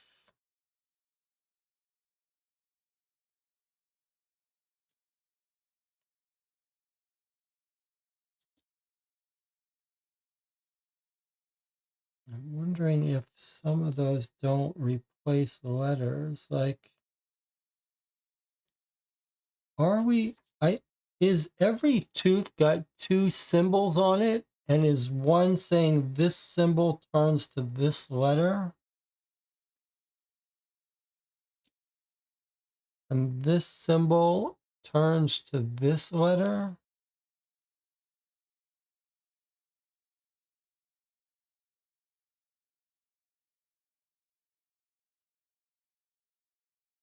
And this symbol turns to this letter? Something like that?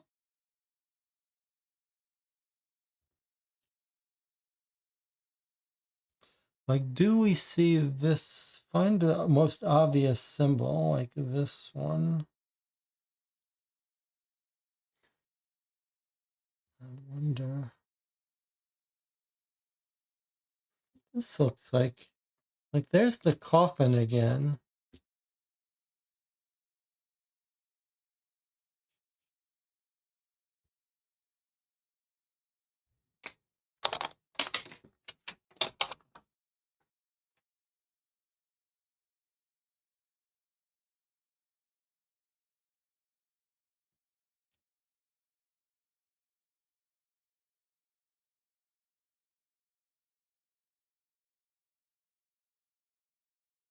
Hard to see symbols on these big teeth, though.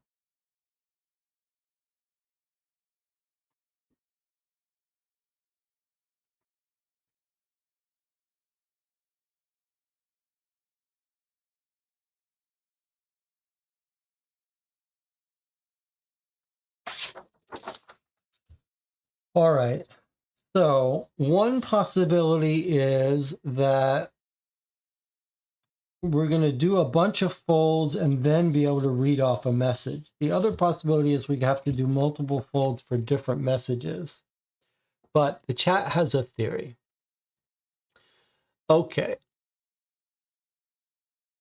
The first instruction is get rid of the owl and house to make it disappear. Gotta fold it in such a way to cover it up. Fold it backwards, forwards, I think. Sorry, I agree, Jessie. She folds them backwards. Somehow you should only end up with the tents, because I remember someone saying it's the center of something. Jesse is stuck on options. We got to get him to try Isara's idea. Matt first, forget the teeth for now. Everyone agrees. Eyes on the back and front. Teeth might be relevant after solving the map. Okay, eyes on the back and the front. There are 2 eyes here. And eyes here. We could... The problem is you can't... All right, let's do one thing at a time. Get rid of the owl in the house. All right, so one way to do that would be to fold these in something like this. Get rid of the house, the owl disappears too. I need to move the owl. So is there some reason we fold these backwards? Like, what does that give us?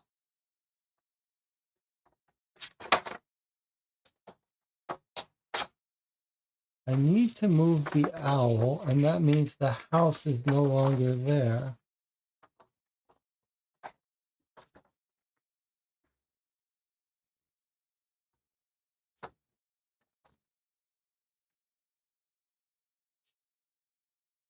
Mountain in the west is supposed to be graveyard.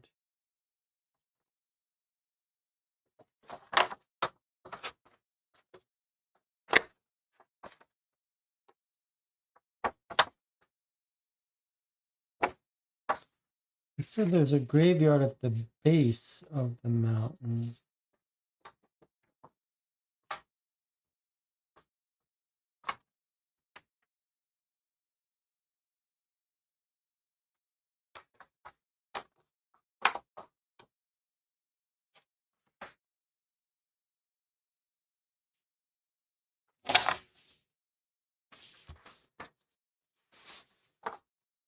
Graveyard at the base of the mountain.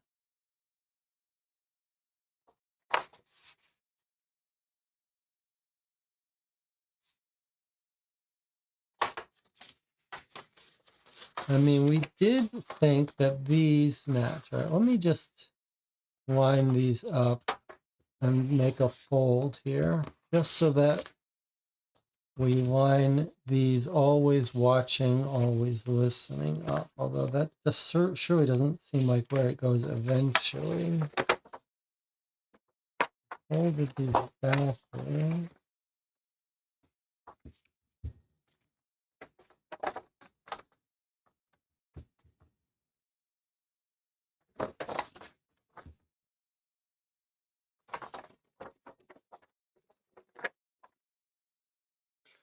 All right. The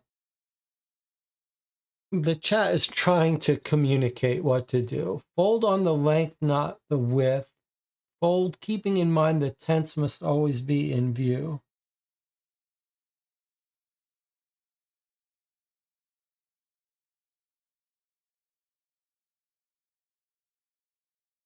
Okay. Move the owl, the house disappears. You think it folds this way? I don't see where.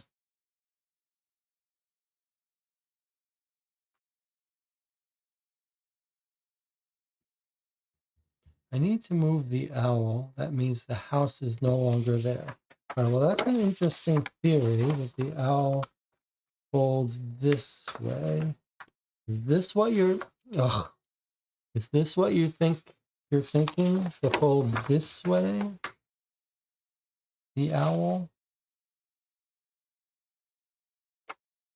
I don't see how...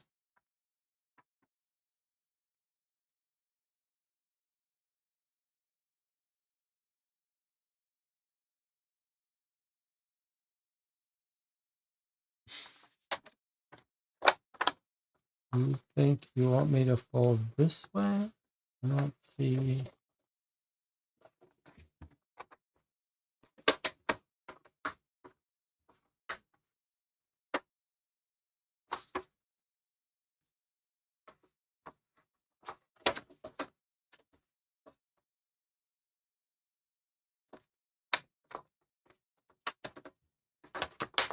All right, well, I can certainly fold it this way.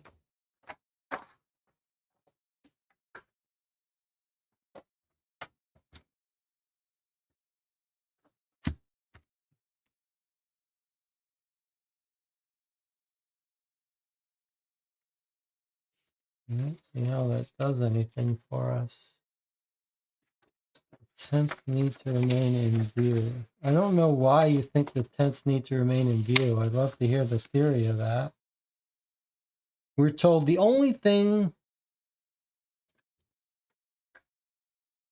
to mark passing is the old tents that they walk by. I just don't. If I fold this like this, what does this get us? I don't.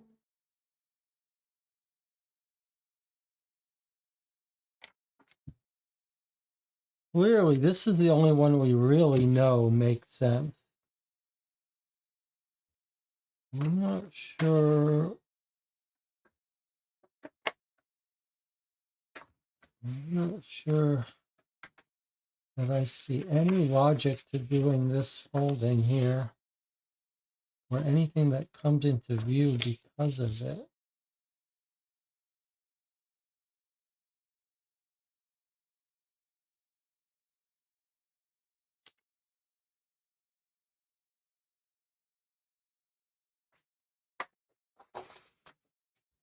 Bottom right corner could be a future step. Yes, I agree. The first thing says mountain in the west, supposed to have a graveyard at its base. So that seems like the first step, not the owl. I wonder if that just means...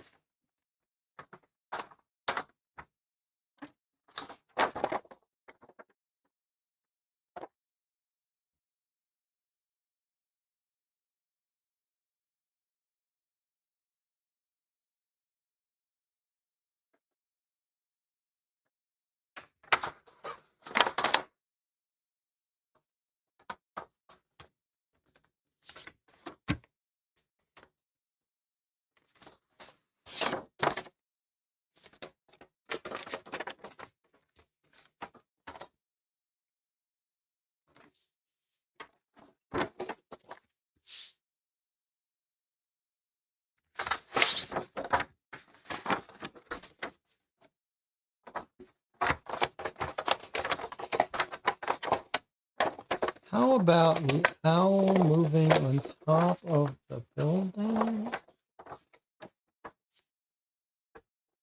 I'm going to say Mad Magazine style.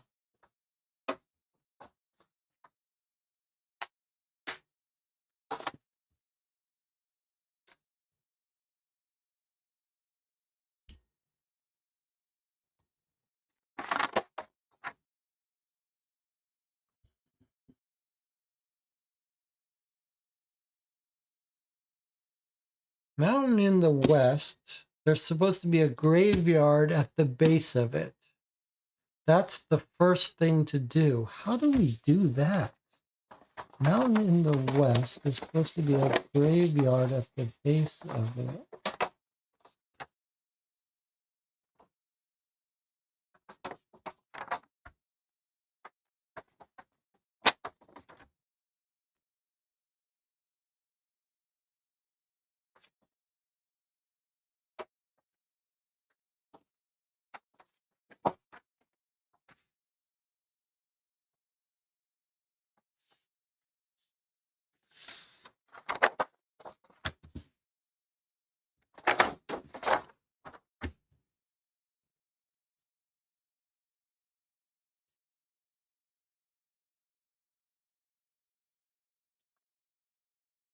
So I can see that there's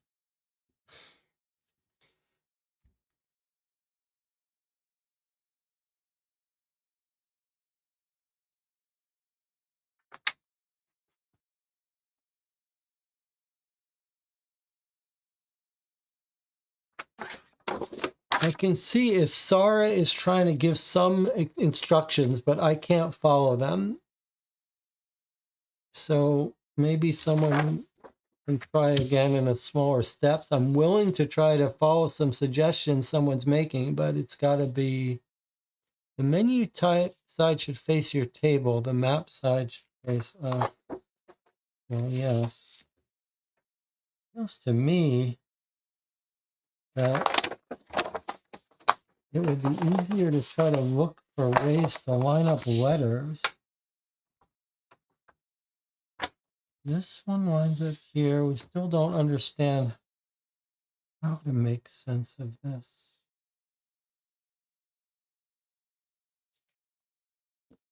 Clearly, some word has to continue here.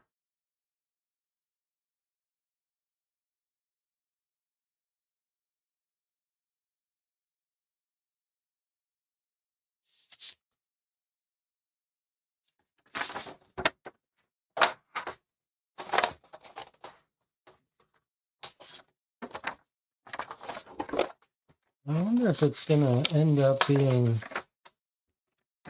something like this.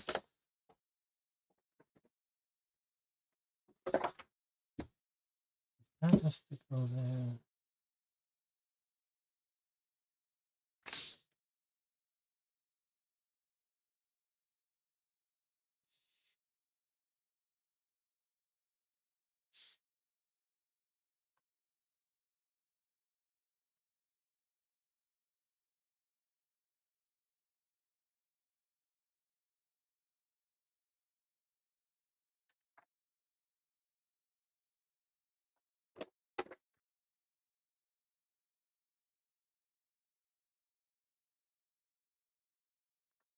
This fold gets these words into our area. How are we going to get these words?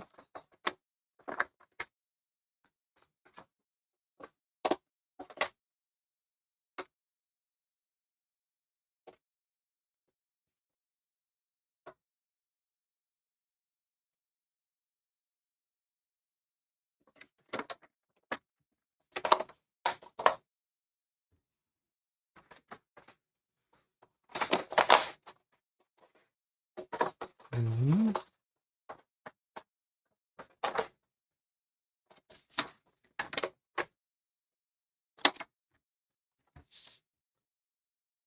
There's an L on the menu side too, is there? There is an owl on the menu side. Move the owl. There's an owl on both sides. Move the owl. And the house is no longer there.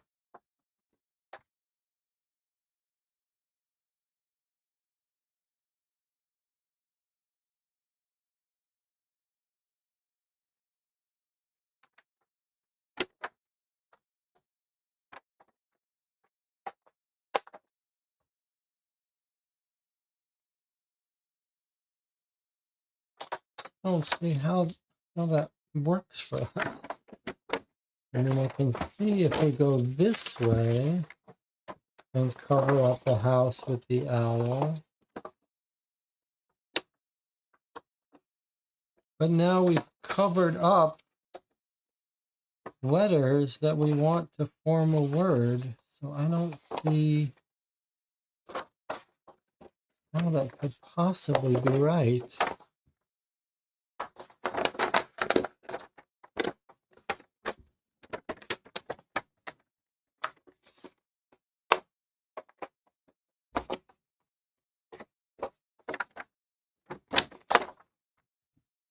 First thing to do, there's mountains in the west. There's supposed to be a graveyard at the base. That's the first thing to do.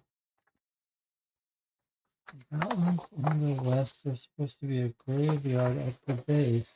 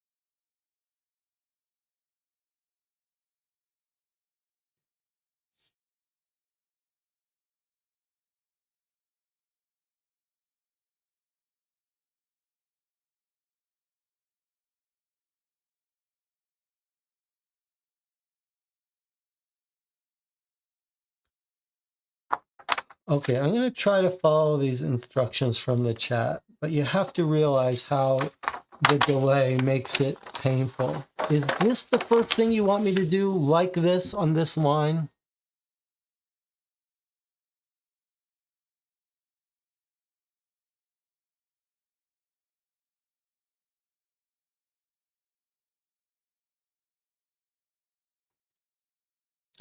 One person says yes, next person says no. No, fold it the next way. Is this what you mean by next way?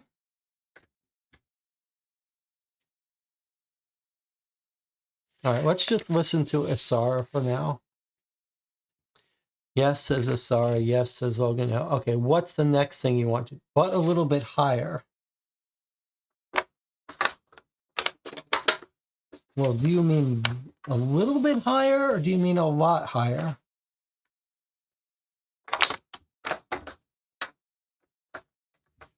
You want it like this?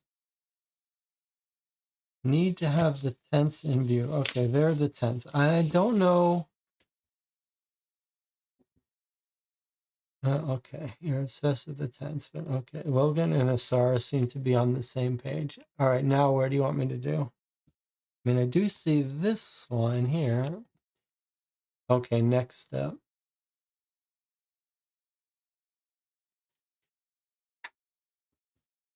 Get the graveyard to the mountain. Well, that's easier said than done. Do you mean like this? Which is, boy, that is, feels like, I don't understand. No. This is the graveyard, this is the mountain. Fold in the breadth. I don't know what that means. How do I get the graveyard to the mountain? You want me to go like this?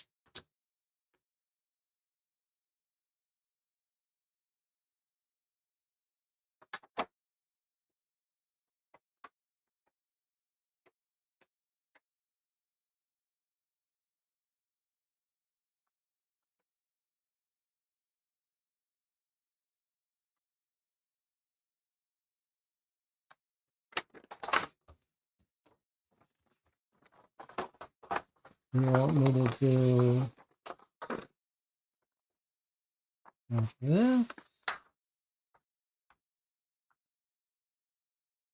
I don't understand how the graveyard is getting to the base of the mountain. All right.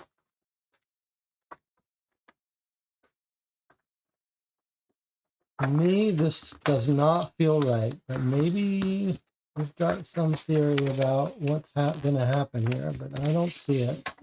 Feels like we're making lots of lines, but all right, graveyard at the base of the mountains, something like this, maybe.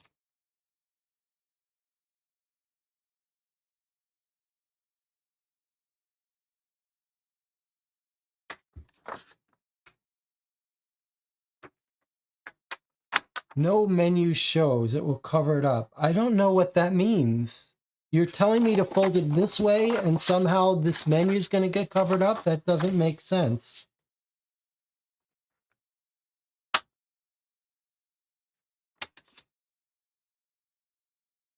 I want to follow these instructions so we see if you're on the right trail, but this is hard to do over YouTube. All right, time to take a break. I'll see you in 8 minutes.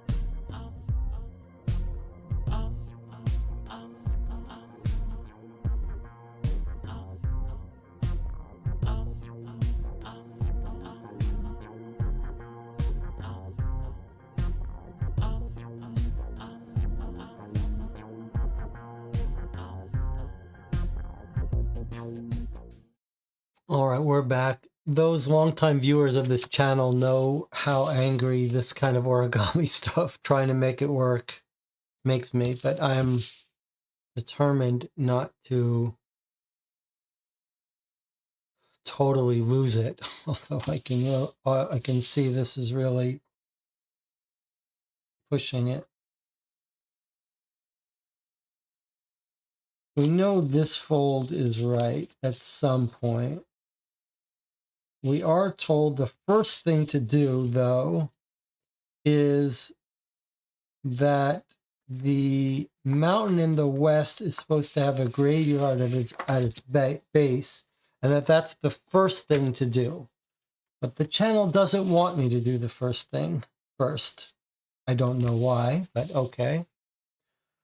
There is some logic to this fold here. The idea is that we're told, the audio says, I need to get rid of the old house, which we think is this, which makes the owl disappear too. So that does sound like it's this kind of fold. Whether it's here or later on, hard to know. But okay, this is a fold that gets rid of the house that makes the owl disappear too. But then we're told I need to move the owl. There's also an owl here, so it could be talking about this owl. But how do we move the owl?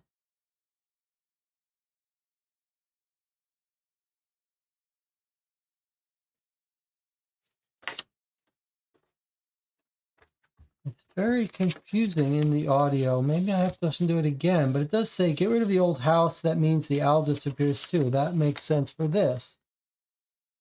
But then it says, then the audio said, I need to move the owl, and the old house is no longer there. I don't know. That seems conflicting to me. If this is your theory that we're getting rid of the house to make the owl disappear, then what does it mean to move the owl and the house is no longer there? That doesn't seem to have a meaning. And then the first thing it says, the mountain in the west is supposed to have a graveyard at its base. So, but that doesn't make that much sense to me. How do we...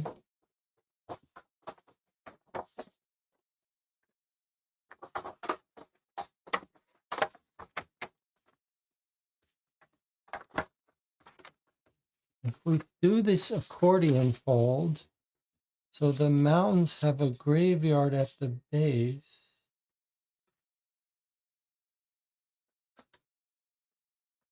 I mean, the good news is it doesn't seem to be covering up too many words, but it does seem to be, it is covering up this word, the, if we do this fold, which doesn't seem like something we want to do. It seems like we need these words to combine.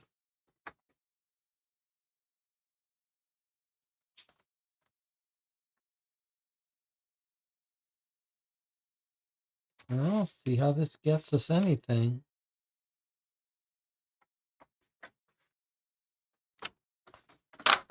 Now, there is an interesting observation about the tent.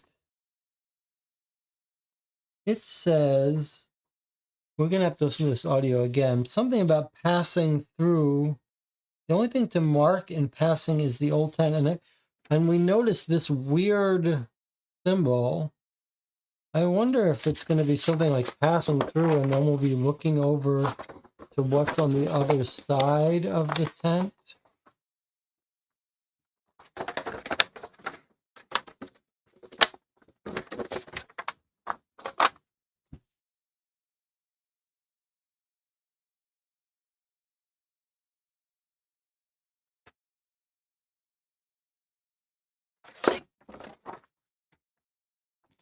My gut is to look for ways to fold it that get us words out of these things. Like, where's the fold?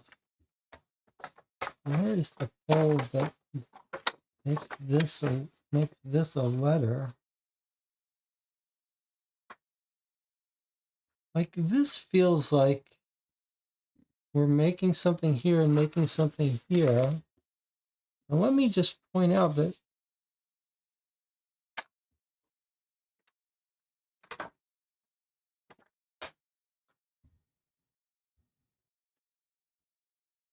like, look, can you look at this for a second? Does this not look like this? And if this is this, does that mean it's WT? That doesn't seem to make much sense, does it? But I guess it's not really that. That line is straight, that line's not.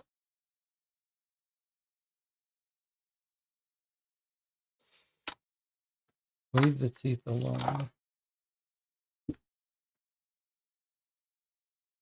I'm looking for folds that make these words make sense. Do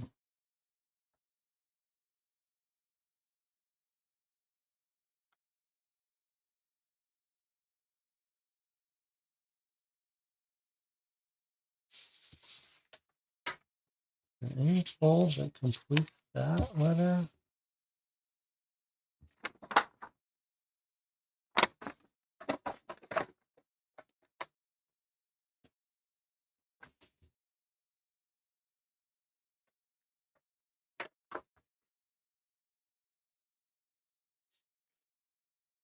All right, I'm going to try this one more time to follow instructions on the channel since you guys seem very confident, and then we're going to go to the hint. All right, here's the step 1 fold. Step 2, mountains on top of graveyard, accordion. Okay, so now we've got this.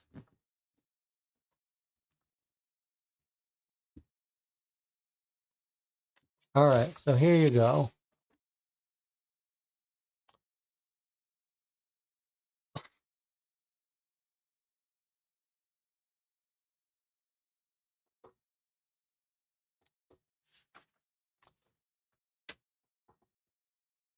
Step 2, mountains on top of graveyard, 1 fold left to center, no accordion. 1 fold left. You want it like this?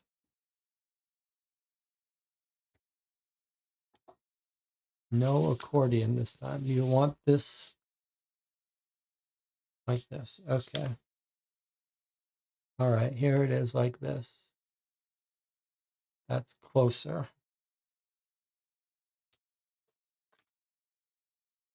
You want it like this, like we've been doing it here, all the way over.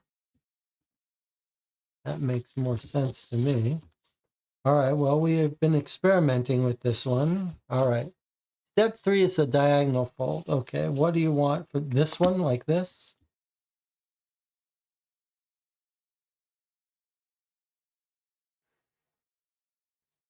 Okay, you're happy with those 3 folds. Okay, now what? That's it? That's the finished message?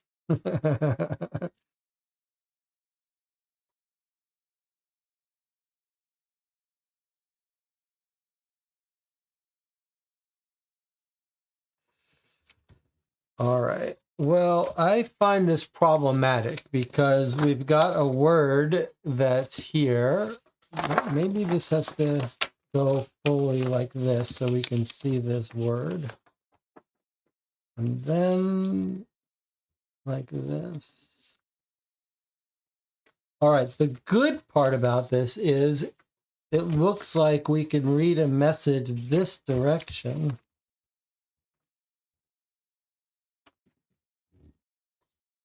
Like if this is, but this word, this letter doesn't complete. That doesn't seem right to me, but maybe if it folds over, it hides it. Are there any letters that are being hidden by these folds? Not really. That's a good part.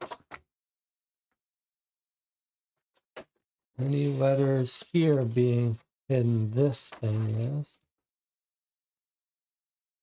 But if we do this first, and then this,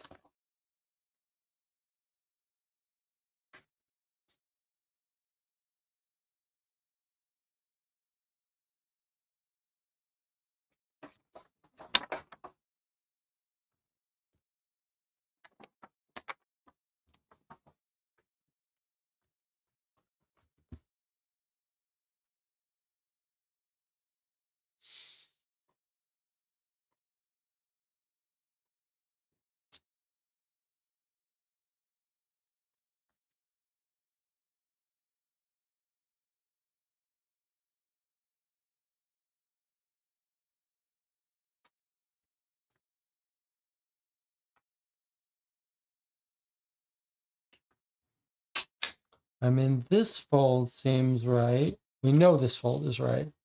This fold, okay, this fold basically seems right because it feels like it connects this. I'm not so sure about this one though.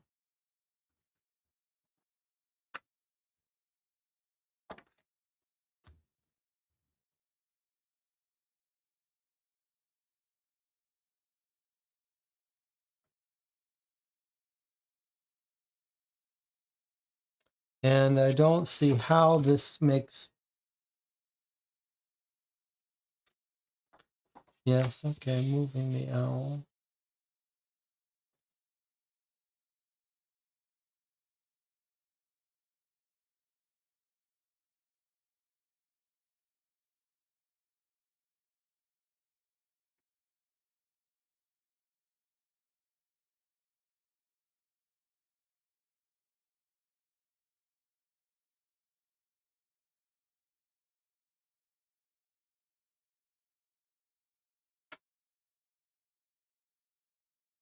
One, two, three, four, five, six.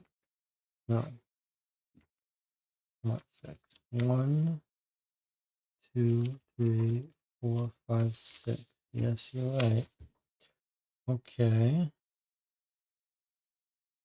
So you think maybe we don't have to care about matching shapes. We just match our letters. All right, we notice that these are letters.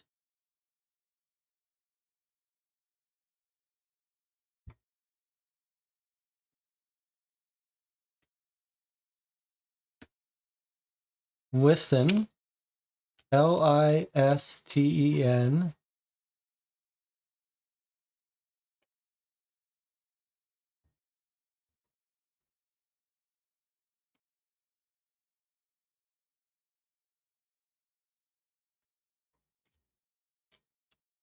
Listen at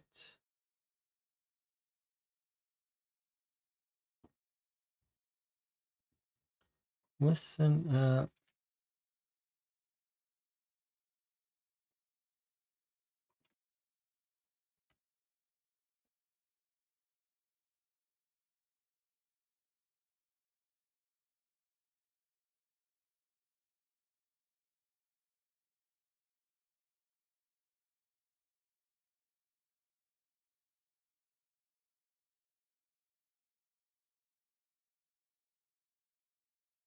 listen at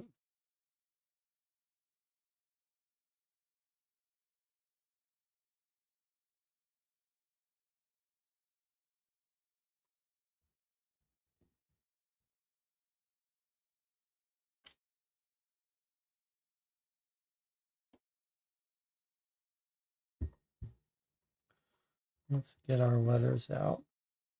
B E I N looks like L. Listen.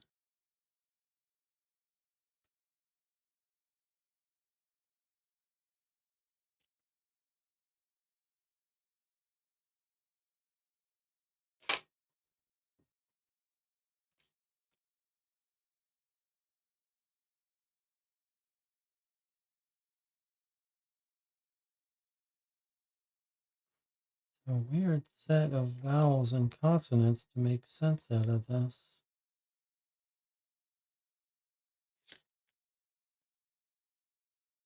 Doesn't really work. Let me write out the letters here. Maybe I can do better if we just have them written out. We have an I, we have a T, an N, an L.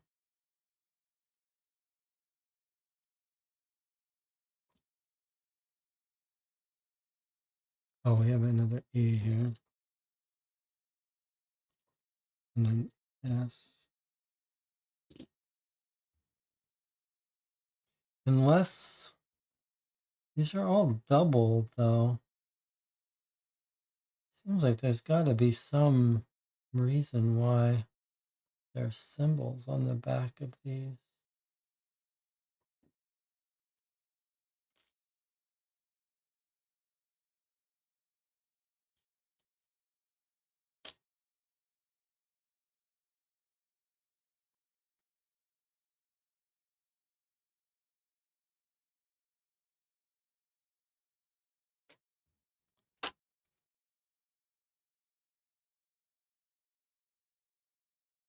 How about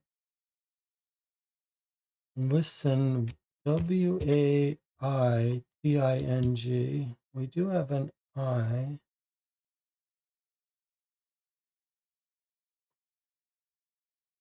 Listen, waiting to, but do we have an A? We don't.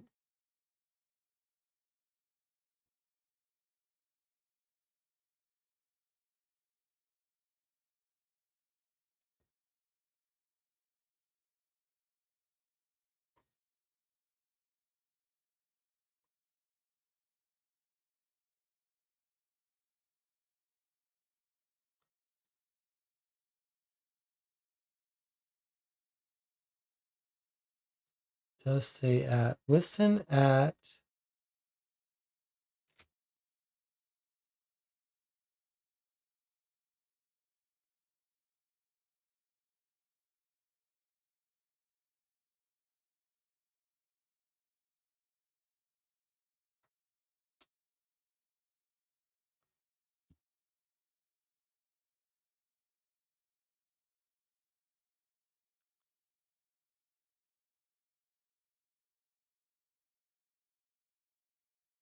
Maybe that's not an I. Maybe that's an.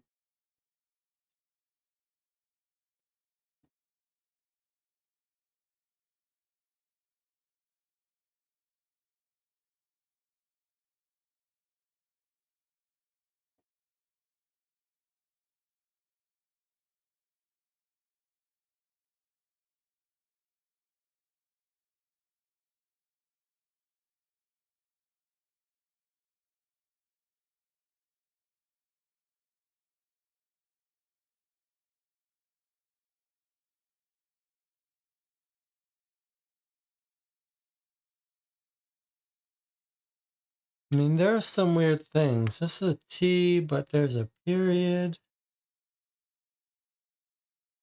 And there's symbols on the backs of these.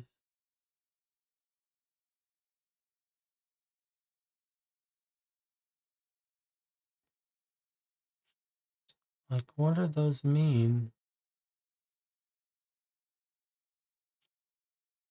I mean, here are the most obvious letters on the teeth, but there's more complicated stuff going on. Each letter has a multiple symbol. Each letter seems to have at least two symbols, one of which is not a letter, one of which is.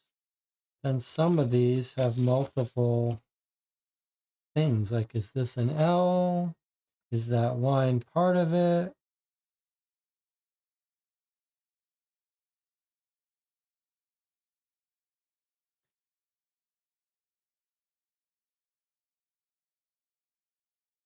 It came in this package using Pigpen. So are we supposed to translate these teeth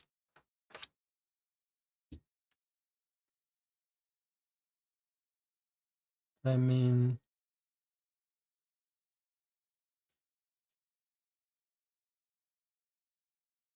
like there is something carved on there, but it's very hard to make sense of it.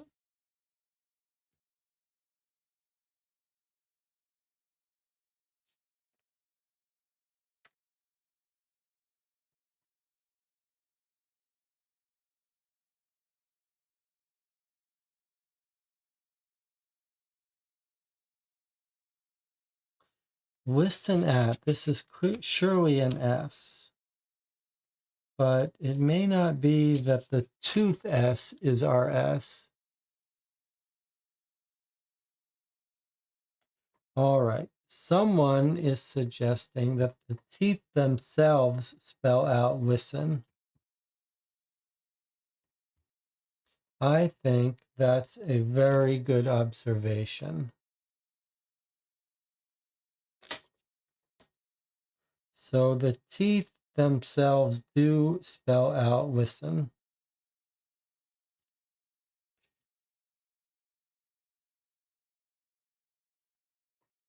So does that mean we're done with teeth? And we don't need to use them here?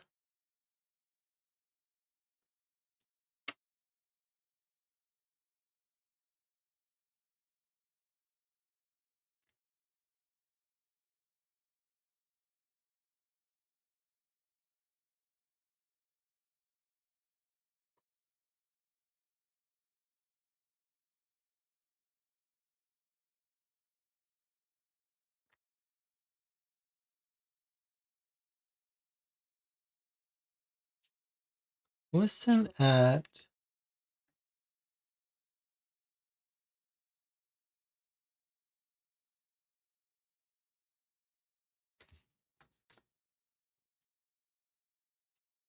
now would have to be 2.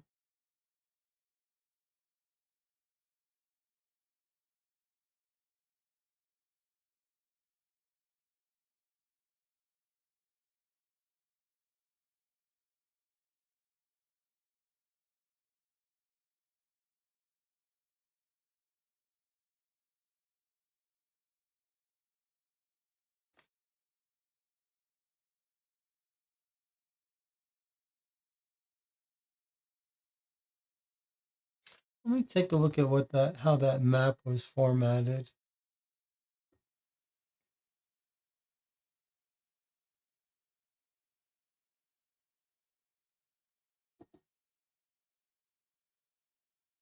Why on earth does this not let me click anymore? I don't understand that.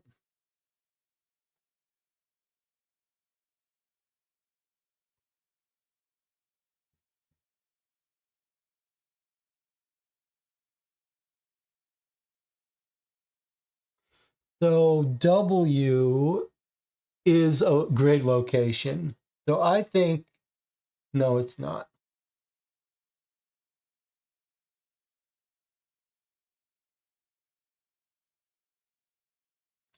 So I was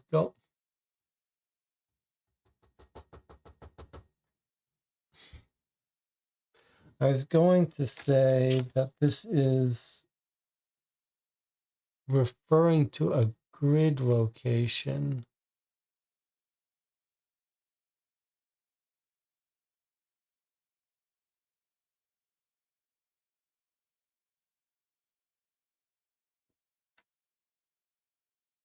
Listen at, I think this is going to be a grid location.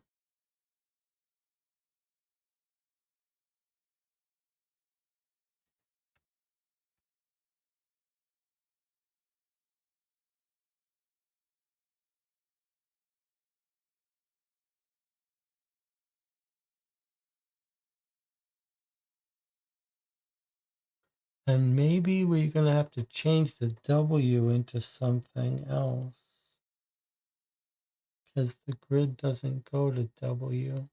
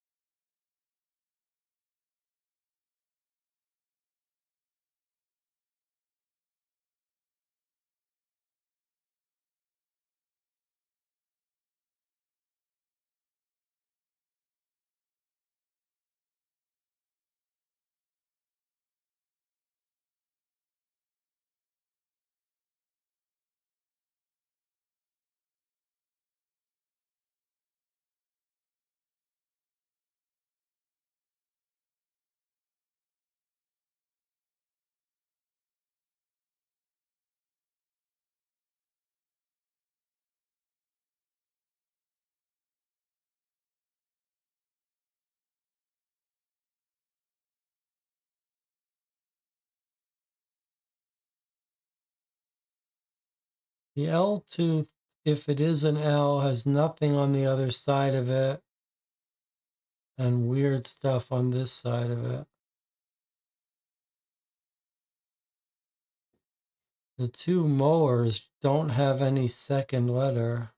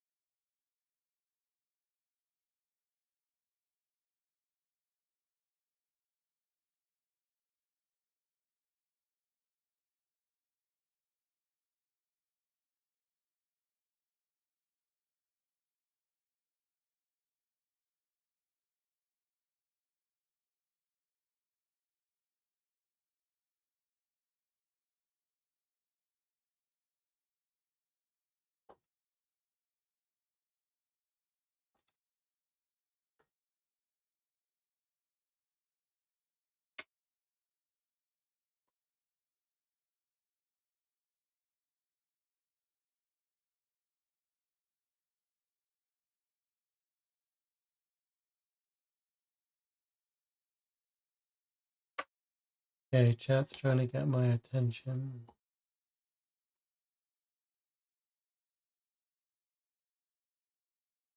Audio mentions wilting tenth, huh? So then you have an L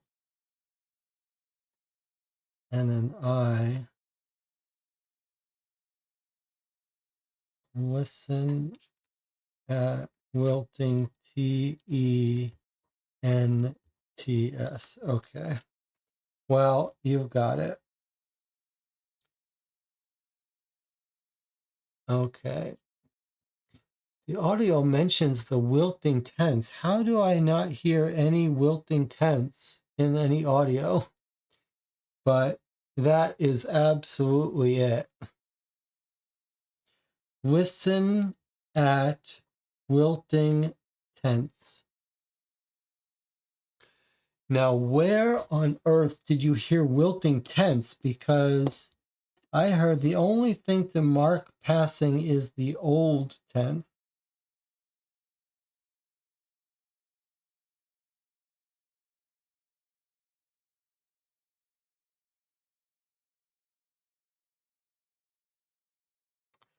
Let's re-listen to the audio. Yes, let's. A woman mentioned it in the interview.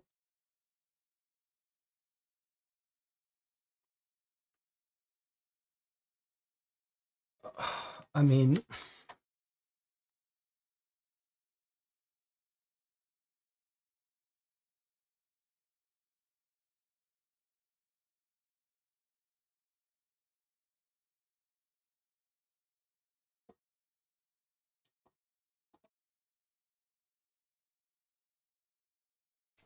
All right, let's get started. Emma and Ray are getting their rooms. I'm going to check in, then I want to go get a couple of quick shots I before don't know the what sun I would goes do down. without this channel on you this finally one. wise I up and think I decide would not to go be in at night?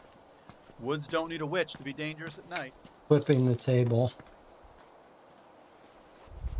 Well, this was All good right, listeners, work I'm standing on in front of the good Burkittsville work Motel. by the part of My the mind chat. is Now exploding. let's hear about the wilting. Let's see if I can get anyone to talk to me. They And say they're going to get rid of that old house. That means the owls will disappear too. Excuse me, can I bother you for a minute? Huh? My name is Ed Barrett. I'm one of the hosts of a show called Super Neutral, and we're covering the story of the Blair Witch. No. And they're gone. Well, gotta say, that was like the exact reaction I should have expected. Still, this is one of the coolest things I have ever done. I need to move the owls. Hi, They're watching me. sorry, ma'am. Wait, who are you? they're watching My maybe name's that Ed. was maybe Is a there any chance reference you'd to like the to talk eyes. about the Blair Witch for a minute? You don't want to know anything about the witch. I'm doing a show on her, actually. Again, the name's Ed. Not a handshaker. Cool. Oh, Harriet Gillard. I can tell from your map you must not be from around here. New York, actually. It won't do you much good, young man. What do you mean? Why? The people here know Burkittsville better than some random land surveyor. We see these woods every day. You should get your advice from us instead. So, wait. This map is wrong. Yes, that house is no longer there. And that mountain in the west? There's supposed to be an old graveyard at the base of the mountain. That's the first thing you should change if you're determined. But I'd stay out of the woods. People like you head in there, and the only things to mark their passing are old, wilted tents. Can you say that again, but like way spookier? Okay, so there's a good example of how, thank God for the chat, and Isara did great. You guys have patience of saints to work with me there. So here's a good example of where my note-taking hurt us. I wrote down the only thing to mark your passage is the old tense, but she really did say the old wilting tense. And if I had written down wilting tense, maybe we would have picked this up. And then the other thing that threw me was thinking that these are word boundaries, which didn't work. Couldn't make it make sense. But once the chat figured out this was all one word, then it started to make sense. It was good observation by everyone that these were teeth markers. I still think there's a little bit unfair about it seeming to suggest that the first thing to do is this, when really you have to do this first. Otherwise, this would cover it up. I found that very tricky, but I think Isara really gets MVP for this. I don't know how you guys have the patience for me on these things. If this were me watching this channel, I'd be like, do this. The moment I got some feedback, I would be closing the browser. Audio also said the owl in the house first. Well, it sounded to me like it was but maybe I read that wrong. All right, listen at the wilting tense. Listen at wilting tense. All right, let's go do it, and then we'll recover. I cannot say that was fun, but it was nice that the group figured it out without having to go to hints. All right, so we're going to give him instructions now. We're going to send a message to Ed, and we're going to give him the instructions, which are to listen at wilting tense. That's the message he's going to pass along to James to get him out of there. Message sent. Okay, let's see. Ed has replied to us. What? The wilting tense? I think you're onto something. I don't know what the hell you did, but I think you've done it. I don't know what just happened. Listen in. Okay, got a 3-minute audio to listen to as our reward. Hey, I'm gonna try to call James and tell him what to do, okay? I figured I should record it so you can hear.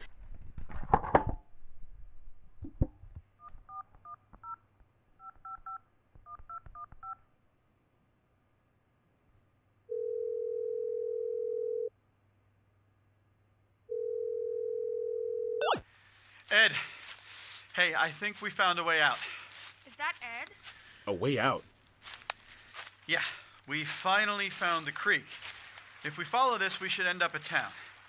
If this is the same place I think it is. No, it's definitely not. James, don't follow the creek. It's just gonna screw you up even more. Ed, we're fine. We had an uncomfortable night in the woods, but I've got us on track now. No, dude, you are decidedly not on track. How many times have you passed the same trees? or the same rocks. I need you to try something. Are you about to say something ridiculous, Ed? Just listen at the wilting tints. Call me back when you have actual advice, Ed. Did he say wilting tents? Wilting tents? Do you think that's that old campground? We just passed it. I can still see it through the trees. We should definitely film something there. Later. Ed, let's talk about it when we get back. Hey, dude, obviously, nothing you're doing is working, right? Listen, I don't want to fight, okay? I'm hungry. I'm tired. Just trying to get back. I know it. It's okay. Just, come on, man. Drop the supernatural stuff, okay? This isn't the show. Figure something out. We need help. I know you do. I'm trying to figure out a way to... Like, people don't just get out of there, James. We have to try something different. Look, we're just gonna follow this creek, okay, guys? It has to go somewhere. Wait, where are you going? To the tents. They're just right here.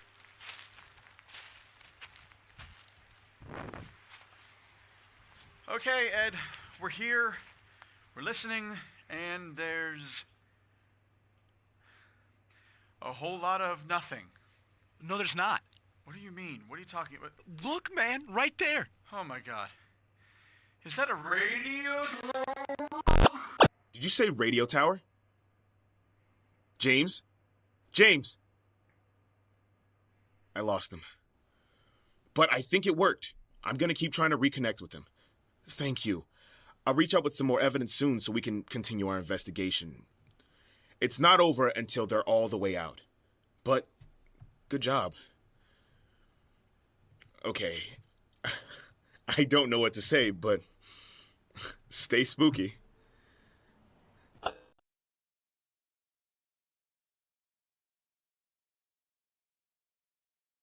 All right, well, that obviously worked, although it didn't sound like it worked. Sounded like they got into more trouble. I'm just shocked at how well you guys were able to solve this through the chat. That was pretty frustrating, but we survived it together. What about this phone number? Is this going to be an answering machine of Super Neutral? It doesn't seem like it'll be game related, even if it is. All right, I feel like we've solved the first box, right? First mission is to help them get out of the woods.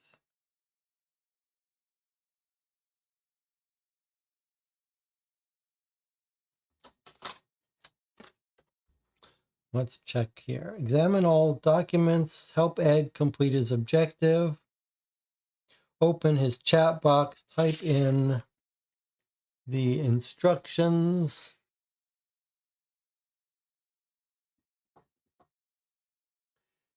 You'll receive a congratulatory response if you're correct. If your answer is incorrect, try it again. And there we go. I guess we're done with this box.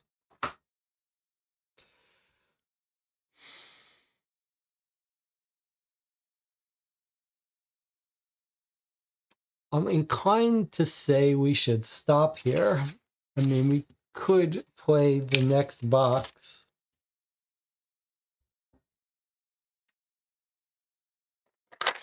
We were going to think about playing 2 boxes a night. This puzzle, really, this one went on much longer than I expected.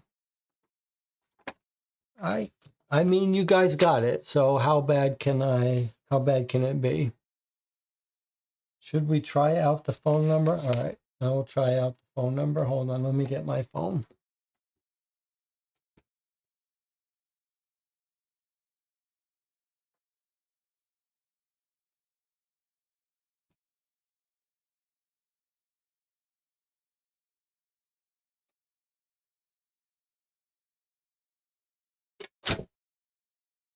All right.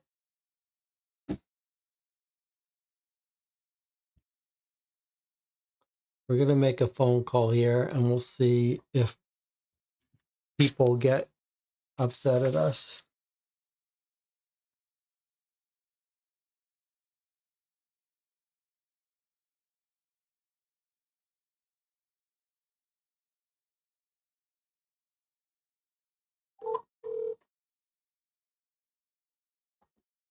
Hello, you've reached James from Super Neutral.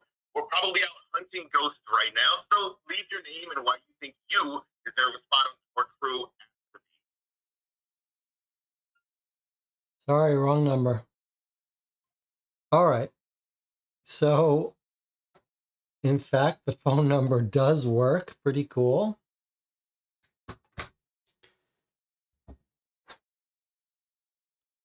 That was a little rough.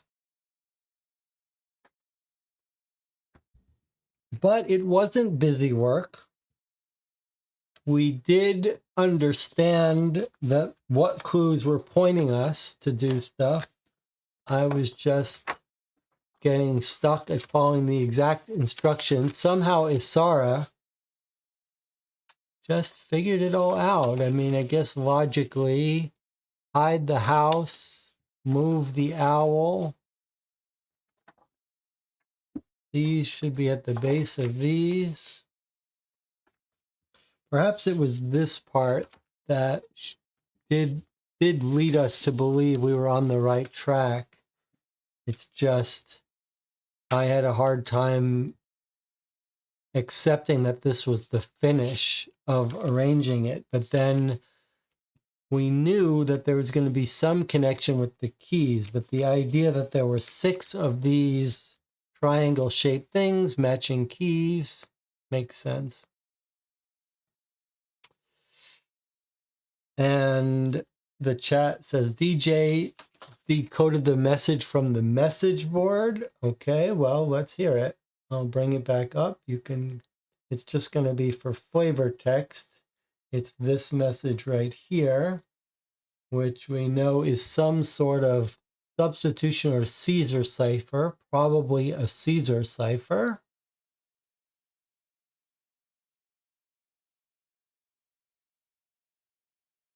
Not sure what Caesar cipher, but I'm guessing maybe even a Caesar cipher of 4. Your time is near, says DJ. Your time is near. So is it a Caesar cipher?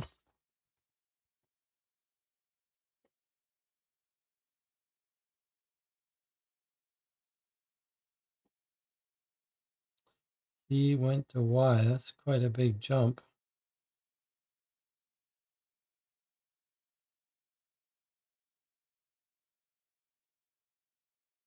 So it is. It's a -4 Caesar cipher. Makes sense. So C goes back to a Y, S goes back to an O, and so on. Makes sense. Okay, your time is near. Well, we did it. We made it through the first box. More trickier than I expected. Lots of good multimedia. Completely different vibe than the first season, but not bad. Not bad.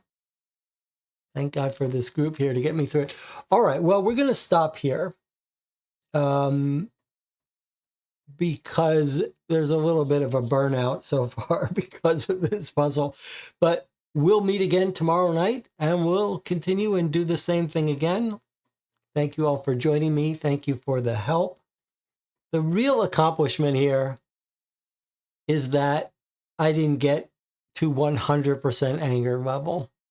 Just barely got above baseline. Sarah definitely gets MVP for this box. All right, I'll see you all tomorrow.